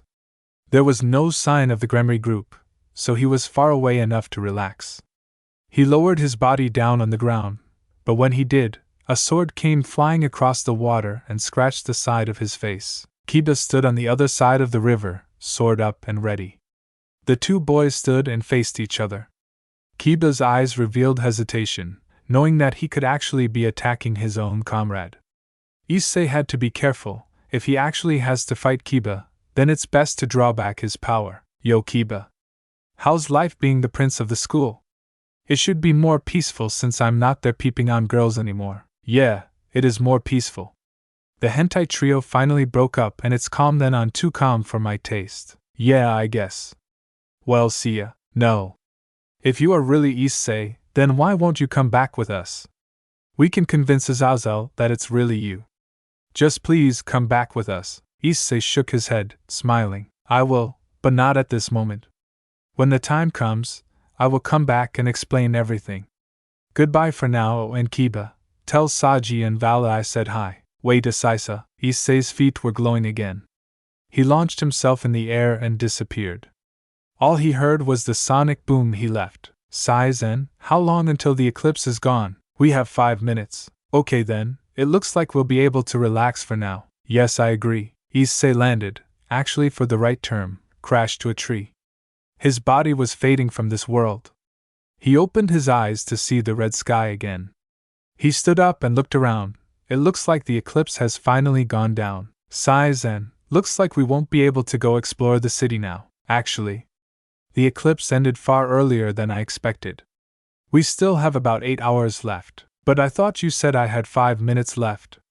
I thought you meant the whole day was up in 5 minutes. You asked the eclipse, not the day. Be more specific next time. Sigh, anyway, we can still explore then. I'll go ask one of the girls to guide me through the city. So, like a date? Yeah, I guess. Sweet. As Issei walked towards the school, he asked Saizen, if you were human again, what age are you now depending on your mind? If I was a human again, my age would probably be 17. It's the way I would like it. I don't want to be all of that wise crap. It's fun to be young, but I still have some wisdom. Okay, thanks for that. Issei opened the door to the room and saw that everyone was there, energetic as usual. Lena sipped her tea and then looked up. Issei-kun, what are you doing here? I thought you were training. I did. I just finished, and I wanted to explore the city. I was hoping that one of you girls will guide me. With a slightly red face, he continued, I guess you can also consider it a date. This captured everyone's attention. They immediately stood up and grabbed Issei, saying things like, I can show you some places for couples. We can go to the movies and go around the city and go to the movies. I can show you to some private places. Issei was quite surprised with the reaction he received. He smiled. Lena chimed in, Issei, I'll gladly escort you around the city. We will take my family's limousine. Oh wow, thank you very much, Lena-senpai. I'll gladly help my little junior with anything he needs. The others looked defeated when Issei chose Lena over the rest of them. Issei wondered why Sarah didn't shout out as well. He looked over the desk where Sarah was sitting to see her slumped on her seat and drooling over a magazine. Sarah-senpai, what are you reading? Oh, nothing you need to know. She went back to drooling to her little magazine, before Lena snatched it and looked over the contents. Her face grew a bright crimson. Sarah looked at her with an embarrassed face. Issei walked over to see what the magazine revealed. He snatched it out of Lena's hand and looked over it.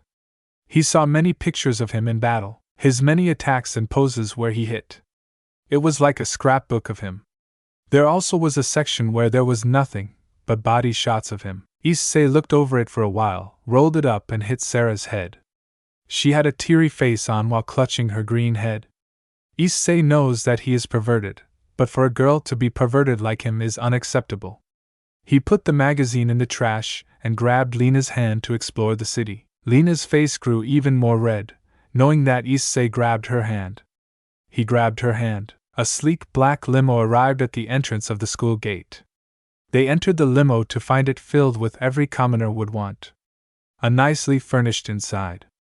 The seats were black leather. There was a cooler in the middle of the limo. It felt like Issei was at the lap of luxury. Oh wow. This is nice. Yeah. Lena must be a princess if she has access to this. They were driven to the train station, where they entered the crowded train. Issei and Lena were forced to push into each other. Lena's bobas pushed against his chest. They were extremely soft and nice. He looked at Lena closely. She was wearing her school uniform. The red and brown uniform was quite nice and matched her red hair. The shaped neck was a bit more revealing than it was intended. A brown tie was resting on her nice white and pink bobas. Her red flowing hair stretched down to her waist. Her brown eyes were enchanting. The train got even more crowded. They were pushed against each other that they could feel each other's breathing. Lena's heart was beating rapidly. This was a lucky moment for her. She finally found someone who does not take advantage of her because of her money. She felt real happiness for once. The train stopped to their destination, the shopping district. They looked around to see what they could do. Lena grabbed Issei's arm and directed him to a shop. He went along since she is supposed to be his guide. They went to a movie theater to watch the newest movie out. It turns out that the newest movie was a romance movie. The pair watched the love scene with some intensity. Issei watched it normally, while Lena was fantasizing about her and Issei. She let out a sigh that shows that she was enjoying her fantasy. After the movie, they went to some shops that sold food. They shared a yogurt together. Lena was doing the feeding for Issei. Say ah Issei, ah. She put a spoonful of yogurt into his mouth. He smiled when Lena saw a speck of yogurt on his cheek. She used her finger to wipe it off and put in her mouth. The site looked like an average date. They went to a few stores and looked around. Issei didn't have this much fun since the time when he met Rionao. That fallen angel who was his first girlfriend. The first girl he actually felt like he belonged. Issei's heart still had a piece of Rionao. She's gone now, but it seems like she'll never be gone in his heart. Lena looked much like her. It seems that she is changing his heart. He snapped out of the nostalgia he was experiencing and escorted Lena back to the train station. Their date actually went very fast. Their 8 hours were up and it seems like Lena had as much fun as Issei. They returned to the school where they went back to the clubroom where everyone was waiting. Issei and Lena looked at the group. It seems like a new squad has challenged them. It was written all over their faces, but it seems it was something even more. What happened? It seems that Satansama's elite guard has finally challenged us, and also, Lena will not be able to participate. Sarah started with a low voice. Why can't she participate? Her parents told Satansama to prevent her from participating. She was the heir to their fortune and company, so it was natural for her not to join. But what about her previous battles? Her parents didn't care since they were no big deal. But now it is. This is the elite guard. They did not want to let harm the future heir. Issei turned around to see Lena look down on the ground. Small droplets of tears were cascading her cheeks and dropping gently to the floor. Issei walked towards her and gently tilted her head up. She was crying lightly and her words were easy to understand. My parents always do this to sniff me. They never let me participate in any of the final battles. We have a replacement for Lena, though it does pain me to say that, but we needed it. Sarah gestured towards the young girl standing next to her. The sunlight covered her face, but long black hair instantly revealed her identity. Hi Aizen, Suki, hey, I assume you know each other by the way you greeted each other. I asked her to be our new member. Lena, are alright with this? Yeah, I'm alright with her. She seems like a nice girl. She finally stopped sobbing, but her eyes still showed sadness. Issei couldn't stop, but feeling sorry for her. The life of a rich princess was even more strict than a normal person's. He already experienced it with Razor. Issei closed his eyes and collected his thoughts, and then opened them. He knew this day would come. The final battle has arrived at last. Issei's final struggle against his death. The obstacle that will determine his wish. Sarah's squad versus Satan's elite guard. 2 teams, 1 winner. It will be decided tomorrow at the arena. Issei's legs shook, knowing the danger ahead. The final battle to make his wish come true. It wasn't so far from him, but this was Satan's elite guard. They wiped out nearly half of the squads that were participating. Who knows how crazy their power must be. Hyoto-kun, it's time to go now. Yeah. Let's win this Aizen, then we can go back to the world of the living. I agree. He ran towards the arena. The battlefield they were going to fight in was different. It was large, much like the old arenas used for gladiator fighting. The large bronze walls loomed over him as he approached the structure. Dark clouds started to cloud its way towards the arena. A truly terrifying sight for those ready for battle. He entered the long, dark hallway towards the center of the arena. He exited to see a brilliant white light. When his vision cleared, he saw an arena filled with many people eager to see this spectacle. Issei looked around. This was far larger than any of the previous battlegrounds. It was only dirt and large stone walls that surrounded him. He looked to the other side of the arena to see a balcony that was occupied by Lena, her mother, and father. She looked much like a princess with her shining red dress and braided hair. Issei looked to the other balcony next to theirs. A man in a blood-red suit was seated there. His black hair was combed neatly and a wicked smile on his face. Black eyes that were piercing as if they could look at your soul. Issei knew that the man he was watching was Satan. He continued walking towards his members. They were wearing their usual clothing, but they were as nervous as Issei was. He arrived and soon, he could take a glimpse of Satan's guard. The leader, it seems, was the woman that had a dark purple hair similar to Akena-san's. She had icy blue eyes, and was wearing what looks like an ordinary schoolgirl outfit. The top was blue and her skirt was white. The girl to her right looked like the next in command. She had blue hair, green eyes, and glasses. She wore the same outfit as her leader. She was about the same height as issei. The next one wore a white robe. She looked like a samurai. The green hair was tied to a ponytail, and her dark emerald eyes looked relatively calm. The next girl had orange-red hair. It was somewhat messy and it reached to her waist. She had brown eyes that seemed eager to fight. Her outfit looked much like a thief. She had a holster on her side, so her weapon was gun. The next two looked like twins. Their matching black hair and purple eyes could easily seduce any man they meet.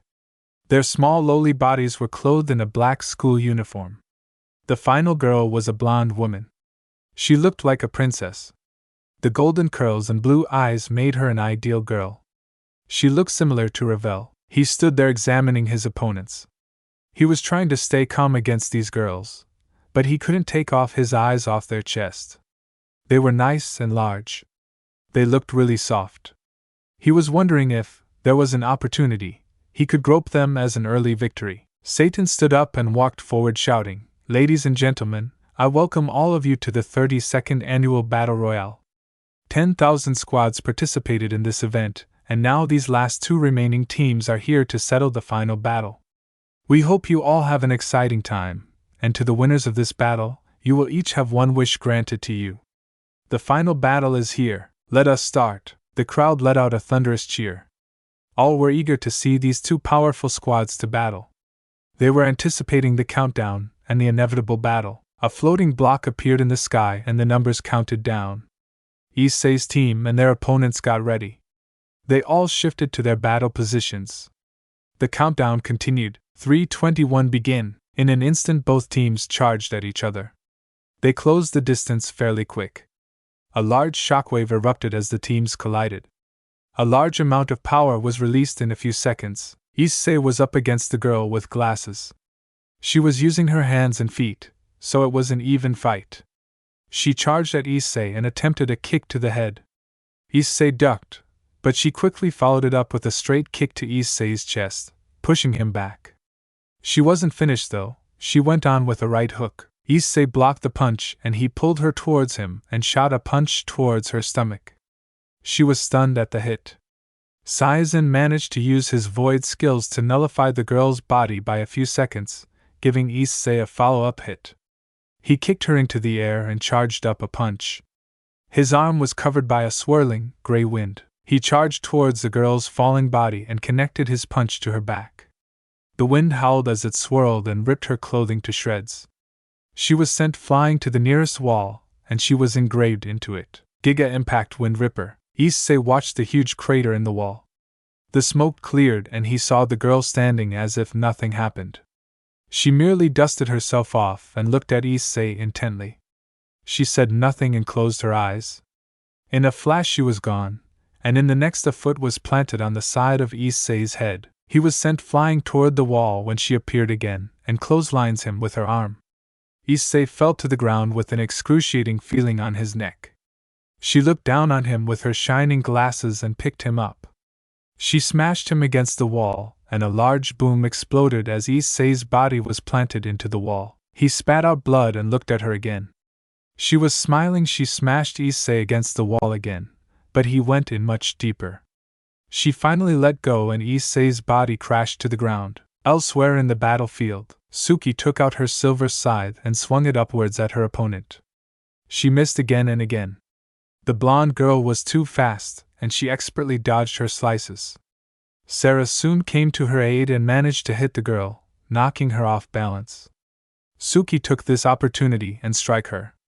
She muttered, "Half-moon blade dance." Her eyes shined iridescent red and her movement increased tremendously. She swung her scythe upwards, launching her opponent into the air, followed it up with a kick to the stomach and grabbed her scythe with only left hand and swung it. The girl was sent back flying a few meters, but when she got up, she didn't seem to take damage. She merely smirked and charged at Suki with great speed. She was a blur to Suki, which made her lower her guard trying to figure out where she might strike, but she appeared next her and smashed her right thigh to Suki's flank and made her tumble to the ground. She could feel devastating pain coming from her left hip. It burned as well. She looked up to see her approaching with a smile on her face. Sarah fought the leader with great intensity. Her opponent dodged each of her attacks and fought back with a long, slender whip. She smashed the whip to the ground where Sarah stood and in tremble would be released. She cracked the whip at Sarah's direction. It barely reached Sarah, but a large shockwave blasted when the crack of the whip was heard. She was blown back a couple of feet from her opponent. She was going to have a hard time trying to get in range for her to get any hits. These girls were crazy strong. Nene crossed swords with the samurai and moved at incredible speed, much faster than Kiba and Zenobia. Their swords sang through air with incredible speed and power. Their swords sent sparks in the air, and it screeched through the arena. Nene and her opponent pushed each other back. They raised their sword and charged again. Their swords clashed once and they were behind each other. They stood still for a moment, and after a second's delay, Nene had a scratch on her cheek, while the girl had a rip in her cheek. Nene knew she was up against a powerful opponent. No could match her speed, but Momo. She turned around to face her opponent again. Her enemy did the same. Their swords rested on one hand. Both were waiting on who will make the first move. Both made a slight motion and suddenly they were gone, back in battle, hidden by their speed. Momo shot 5 rounds at the red-headed girl with precise accuracy. One bullet only grazed her while the others missed. The girl was running on the wall, and she shot 4 rounds at Momo. She dodged the bullets with ease. Momo shot 2 bullets that had a phoenix marked on their side, and the bullets roared through the air as they resembled a charging phoenix. The girl jumped over the bullets and shot a bullet at Momo that had a snowflake on its side. The bullet missed Momo, but the ground froze and Momo's feet were frozen to the ground. The girl blew the smoke off her gun and aimed her. She pulled the trigger. Korin and Corona worked together as they fought the twins. All 4 fighters were Nikomatas. They hit each other with devastating force and Senjutsu-infused punches. Korin jumped to the air next to Corona and she grabbed her feet and jumped to the air as well. She flipped twice before throwing Korin at the twins. Korin's body was moving at extreme speeds while her fists were outstretched. The twins reacted with a powerful combination. The first girl slid under Korin's body and used her feet to kick Korin up in the air where her sister appeared and roundhouse kicked her body. Korin tumbled to the ground where Corona ran towards her. She slowly got up and rubbed the few drops of blood away from her mouth. These twins were in par with their abilities. A few seconds were a stalemate until the battle resumed between the 4 girls. Back to Issei. He was almost unconscious, but he managed to get up. Those hits were wearing his body down. Issei stood up slowly while the girl was watching him. She had some tremendous strength on that body. Issei activated his sacred gear and a brilliant light illuminated his fists, and black gloves with the dragon insignia formed. He charged at her again, and managed to get some hits on her. They were battling it out with only fists. Issei remembered his fight with Serorg-san, but the only difference is the power. This girl was far stronger than Serorg-san and faster. Issei hits were blocked, but he also blocked her attack. Dang, I can't get a single punch in. Should I use dress break? Why not? Give the audience some entertainment. It might get you some support. Alright. Issei extended his hand and a small beam shot at the girl. It grazed her clothes since she dodged it. Issei already had her. He closed his hand and yelled, "Dress break." Her clothing was ripped to shreds. Issei's prediction was actually correct. She broke down and covered her body. She was getting teary-eyed. She looked at Issei and bawled her eyes out, while saying between sobs, "Ah, I'm exposed. I'll never have a lover now." Ah, she looked at Issei again with new determination. She stood up, still covering herself, and said to Issei, "You win this time, but after this battle, you must take responsibility blush for what you have done. I won't let you escape if you do not fulfill your duty." Yeah, she was blushing like a rose. She spoke to the air and declared, "I yield. I lose this battle." She looked back at Issei and gave him a stare. She winked once before she disappeared in a bright blue light. Issei stood there dumbfounded. He attracted another girl. This is going to be troublesome to the others. He saw Suki being approached by a girl in the distance, and rushed to her aid. He moved fast enough to connect his Wind Ripper to the girl's left flank and send her flying. He stood over Suki and said, "You okay?" "Ah, yeah, I have this pain in my hip though. I can't move since it hurts really bad. Don't worry, I'll help you up. Issei focused on his surrounding and touched Suki's hip. A green light appeared on his hand. Saizen was helping with the flow of energy since the devil, who isn't Nikomata's, isn't able to do such a skill. Suki's hip was healed to only sore. She stood up again and grabbed her scythe. The pair turned and faced their opponent. She was watching them with disgust in her gaze. She said nothing and lunged at them. Issei countered her attempt by going running toward her, then turning 180 degrees and did a front flip. His foot had a strong impact on her chest, and she floated in the air for a short while. Issei grabbed her legs and threw her towards Suki. Suki figured out what he was doing and got her scythe ready. Suki's eyes glowed iridescent red again, and she muttered, "Red Moon Ballet." She started the attack with an upward slash and followed it up with a series of slashes that went in a fluid circular motion, each slash hitting their mark on her body. She finished her dance with a 360-degree spin that made a blood circle in the air. Suki's eyes still flashed red, making her look like a reaper. The girl's body fell to the ground with numerous marks on her skin. She fell limp and her body was swallowed by a bright light. This was by far their hardest fight as a team. These people were strong, but at least they were able to beat two of them. Issei looked at Suki. She had some injuries on her body. Her clothes were somewhat ripped, but the most noticeable thing was the burn mark on her hip and part of her cheek. His train of thought was interrupted when a scream was heard behind him. He and Suki turned around to see Momo and Nene fall to the ground. Nene had a stab wound on her stomach while Momo had bullet marks on her body. They fell to the ground and disappeared. They were wiped out and their opponents barely used their power. The gun girl smiled and triumphed, while the samurai slashed her blade and let the blood splatter on the ground before sheathing the blade. Momo and Nene were their fastest members and were great at defense, but were beaten with barely a whisper of effort. Strong, tch. Such speed and power, we must be wary of those two. If we are overwhelmed, then we will easily lose. You are by far the strongest in the squad, and if you lose, then the whole squad loses. Yeah, I kind of got that. These girls are a struggle to defeat. Issei is somewhat wounded, and Suki was slightly burned and her hip was still a hindrance. Issei wonders how long they are able to hold out. This is going to be troublesome. Korin and Kurona charged at the twins once more.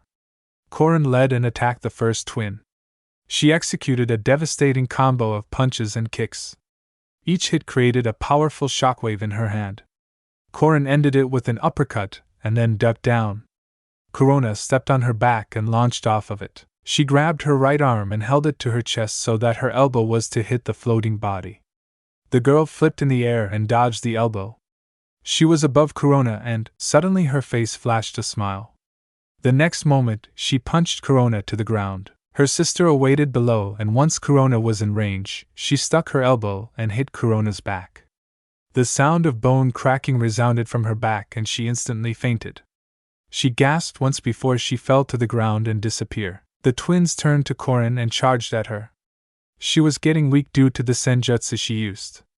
It takes a toll if used extensively. Right before the twins could reach her, a silver blade appeared between them and Suki appeared. She managed to save Korin from the twins. There were a few moments of silence before the pair lunged at them again. Suki swung to the right and caught one of them. She slammed the scythe to the wall. A large crater formed with a body at its center. She took the blade out, and the body fell. Suki looked at the body, expecting it to disappear, but instead blurred out. The body made a whoosh and then the girl was next to her sister. They ignored Suki and charged at Korin. The first one caught Korin's legs and made her fall backwards. The second girl leaped at her chest and pushed her legs into body. Korin slammed to the ground, hard. Issei's narration. Issei charged at the samurai girl with his fist glowing. She dodged to the right and kicked Issei to the side. Her kick was powerful and knocked him back a few yards. He stood up and got ready to charge again, but Saizen interrupted him. Hyoto-kun, maybe we should try a logical approach. Use dress break on her. She will be vulnerable and we can hit her.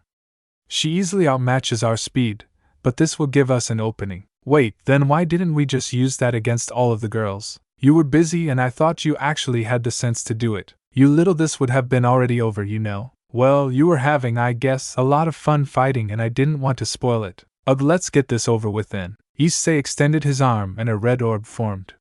He thrust his hand and the orb went sailing towards the girl. The orb exploded, but the girl disappeared before the light could touch her clothes. She reappeared below Issei and threw her fist into his abdomen. It had an aqua blue glow around it. Issei went up the air for a few seconds, then his body was sent flying away. The damage he just received was immense, and he felt like puking.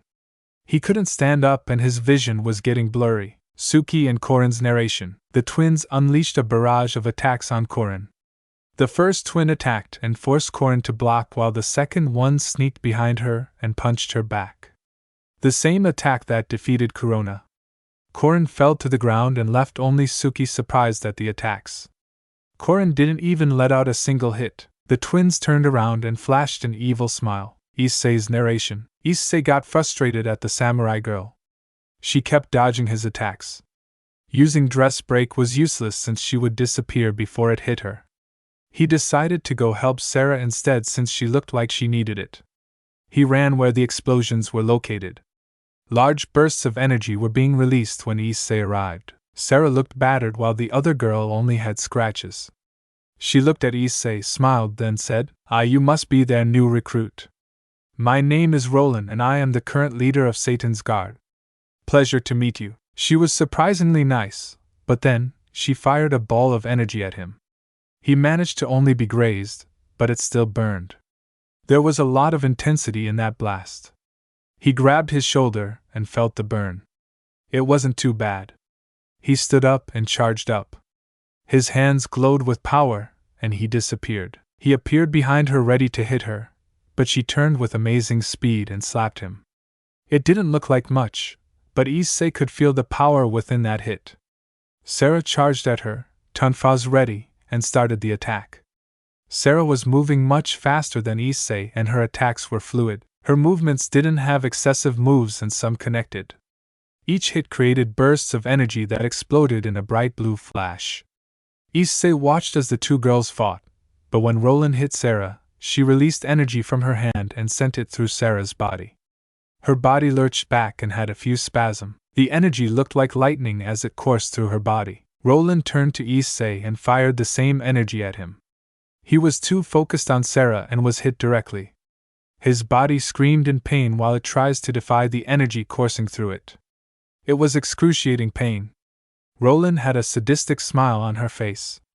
She extended her hand once more and a swirl of energy focused to a small sphere. She mouthed something, but Issei couldn't read it.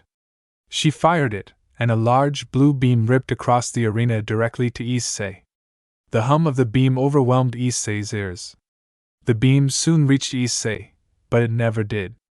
A small figure appeared in front of him, her arms spread out, and her black hair waving wildly in the air. Suki protected him. The blast subsided and Suki turned to Issei. She gently smiled and said, "Issei-san, win for us please." She fell to the ground with a thud and disappeared, illuminated by the gentle light. Sarah struggled to stand up, but Roland's subordinates followed up with the final hit. She flew to the air and fell to the ground with a thud. She too was enveloped by the light and was gone. Issei was left to face the 5 of Satan's Guard. Roland signaled her subordinates, and they obeyed. They disappeared from her sight. The twin appeared and slammed her thigh to Issei's side. He coughed blood from his mouth before flying to the wall. The next subordinate appeared and fired her fist to the air. She caught Issei's jaw and sent him up, where the final girl appeared and slammed her heel to his injured body. His body was crying and screaming for him to stop. The pain he just experienced was indescribable. He wanted to just lie down and lose, but his mind and determination wouldn't let him. He got up slowly. Roland smirked at the sight of a hopeless effort.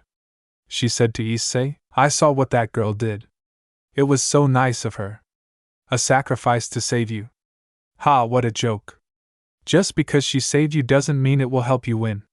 She just managed to prolong your life. Your squad wasn't even on par of ours. Granted you beat 2 of them, but they were easily dispatched. They put so much hope to a boy like you. Don't make me laugh." She insulted his squad more and more. Her subordinates also joined in saying things like weak, hopeless, and no chance. The insults stung Issei's heart and let a spark of anger grow. Each insult made it burn brighter until it reached its limit. He stood up effortlessly.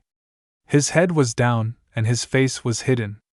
He talked with Saizen. Saizen, will you lend me your power? I already have, Hyodo-kun. Can you give me more power? You already have that in your disposal. Then, will you help me use it? I understand your anger and I will gladly help you. His body started to glow a golden light. The opposing group only showed boredom as they watched Issei.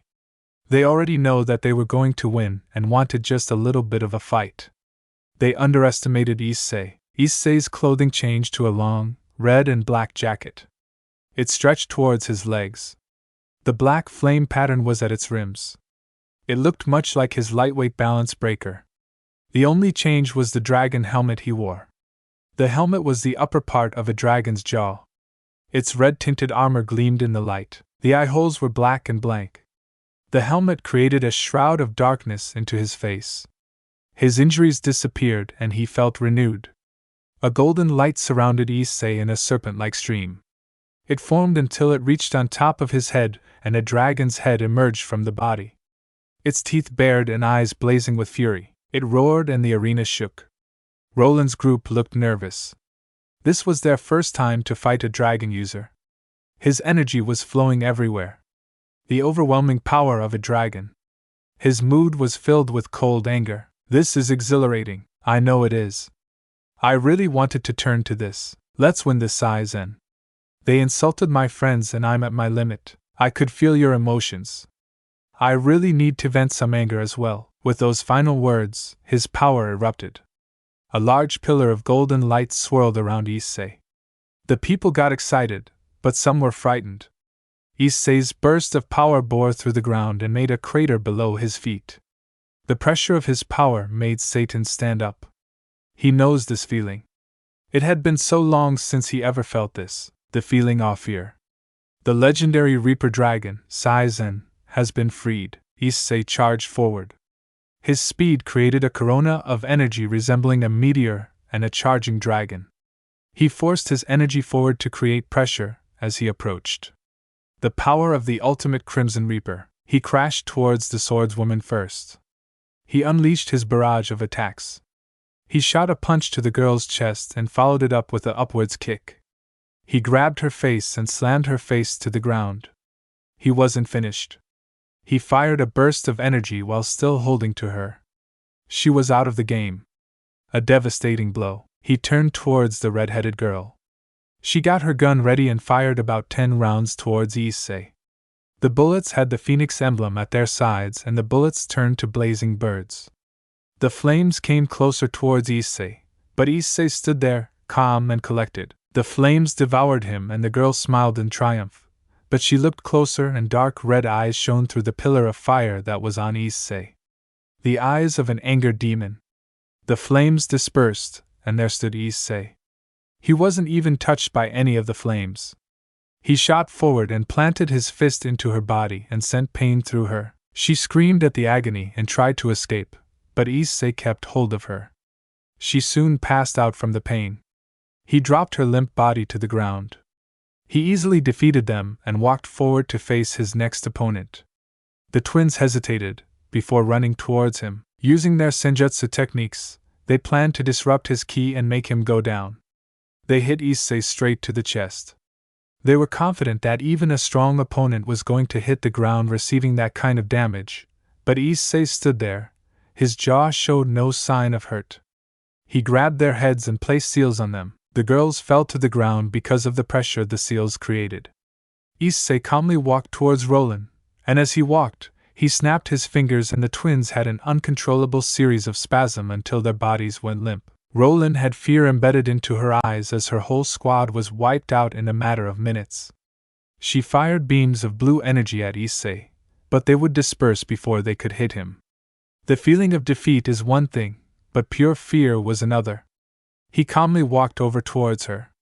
She fired another and another. There was barely any effect as the energy faded to blue smoke.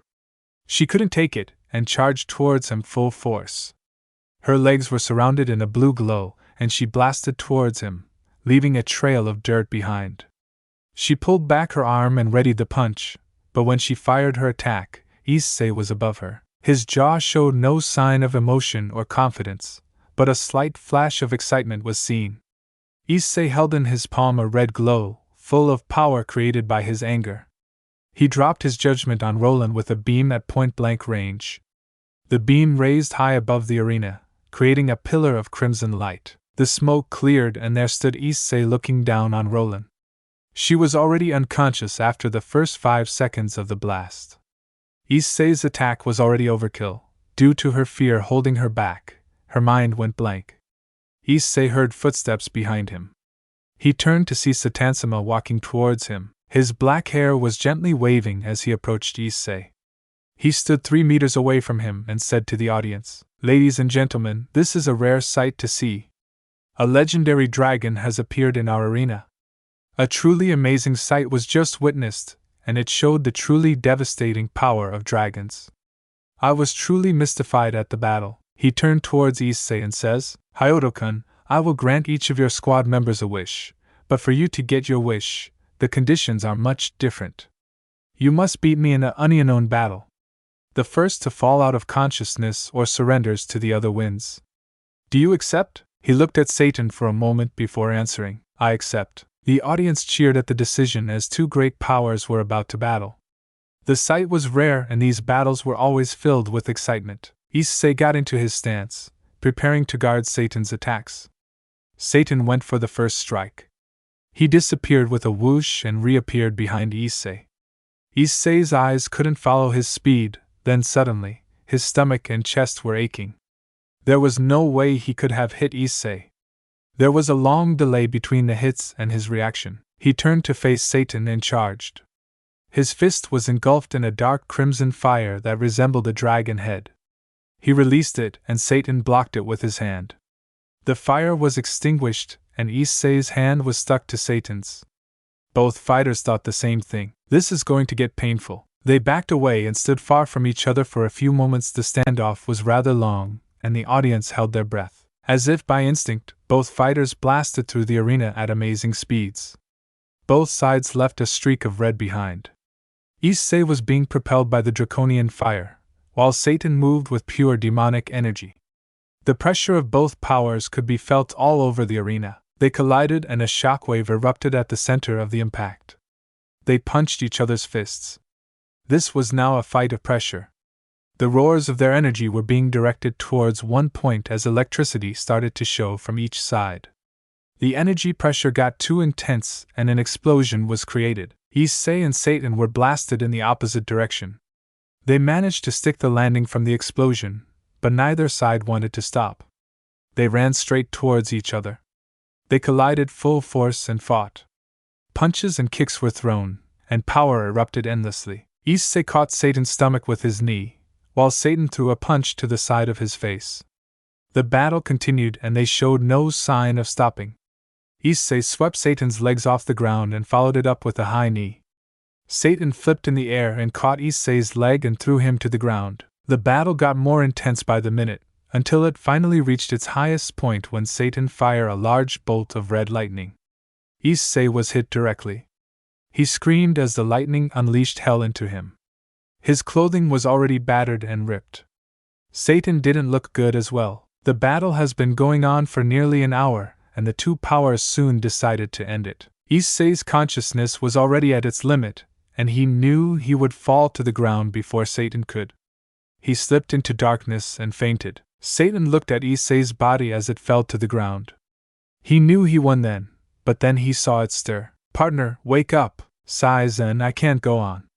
He's too strong and all that power I released is already taking a toll on my body.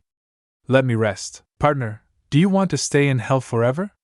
Don't let that wish get out of your grasp.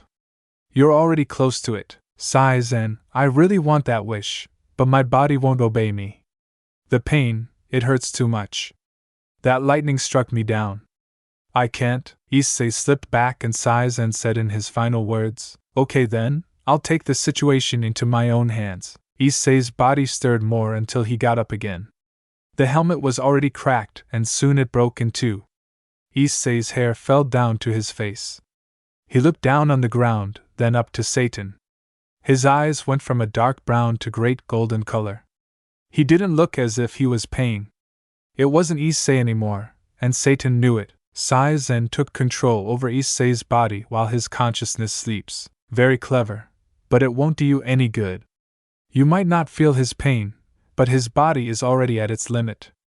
One strike is all I need to defeat you. Satan was correct and Saizen knew that, but he had one trick in his sleeve and this will also decide the battle. Saizen said in Issei's voice, then I'll end it here as well. You're at your limit as well. Why do you want to help this boy? He is only a host. I thought you would have not cared about him. There's a first for everything. He showed me and told me of a great life. I remembered them in my memories, but I never cherished them until he came. He helped see how great life is. He is my friend and partner, and I will help him make his wish come true. How touching, but words won't change my thoughts. Action will. I couldn't agree more. Saizen stretched out his arm and chanted a foreign language, while Satan opened a seal behind him. Seizen's insignia appeared behind him, much larger than it was. His seal versus Satan's. He opened his eyes, now filled with only shining light, and shouted, Draconian Storm Great Blitzkrieg. Satan also released his seal, Demon Soul Storm. Seizen's seal glowed and released the thousands of serpent-like dragons towards Satan. Their main objective was eliminate Satan. The storm of serpents tore through the arena with great speeds. The many golden serpents raced through with vicious intensity. Satan's seal released the specter of a man. His body was covered with many faces of anger and sadness. The culmination of his body produced a cloud. The cloud shifted and figures of people were seen. These figures charged forward like a ghost and faced off the draconian storm. The two attacks collided and many things occurred. The cloud was devastated with the overwhelming force of the dragons, but some dragons disappeared due to the poison the clouds contained. Satan was cornered and soon engulfed by the barrage of serpents. He screamed in pain as the dragons injured him into the brink of insanity. The dragons soon dissipated into light and Satan laid on the ground. Saizen walked forward. He was getting weak due to the summoning. He reached Satan's body and said, I win. He turned around and walked away. 1, 2, 3, 4, 5 steps was all he could make. He felt a searing pain in his shoulder and saw a crimson blade pierce through. One of the blade's side was long and sharp. The tip had a slant that connected to the other side of the blade. This side had teeth, or rather, sections of the blades that resembled teeth. He turned slowly to see Satan wielding it. He quietly said to Saizen, consider this a parting gift. The great Siegfried's sword, the imbued edge. A legendary sword that could cut down a god, or even better, a dragon. He ripped the blade out of Seizen's shoulder, Issei's body, and let him fall to the ground. Saizen fainted as well. He did not hear the final words of Satan, you have passed. You are ready to continue. Darkness swallowed him. The squad's wishes were granted, but they still worried for Issei. After the battle with Satan, he wasn't found anywhere. His body was said to be transported to the hospital to be treated, but he wasn't found in the patient list. They hoped that Issei was alright. Meanwhile, in the darkness, the pair stood. They looked straight ahead to the void. The boy grabbed the red sword in his back. His partner spoke. It's time to go, isn't it? I wish we could have said goodbye though. I hope that they don't worry for me. Saying goodbye is hard, but we must keep going. He is already waiting to transport us to the stage of this journey. I wonder where that will be. I'm hoping somewhere that has bigger pay. Yeah? That would be nice. With those words, they left the place they once called their home. The two disappeared and continued their journey back. Thanks for listening to my video. Don't forget to like, share, subscribe and comment below your favorite part. Sayonara, see you in the next video.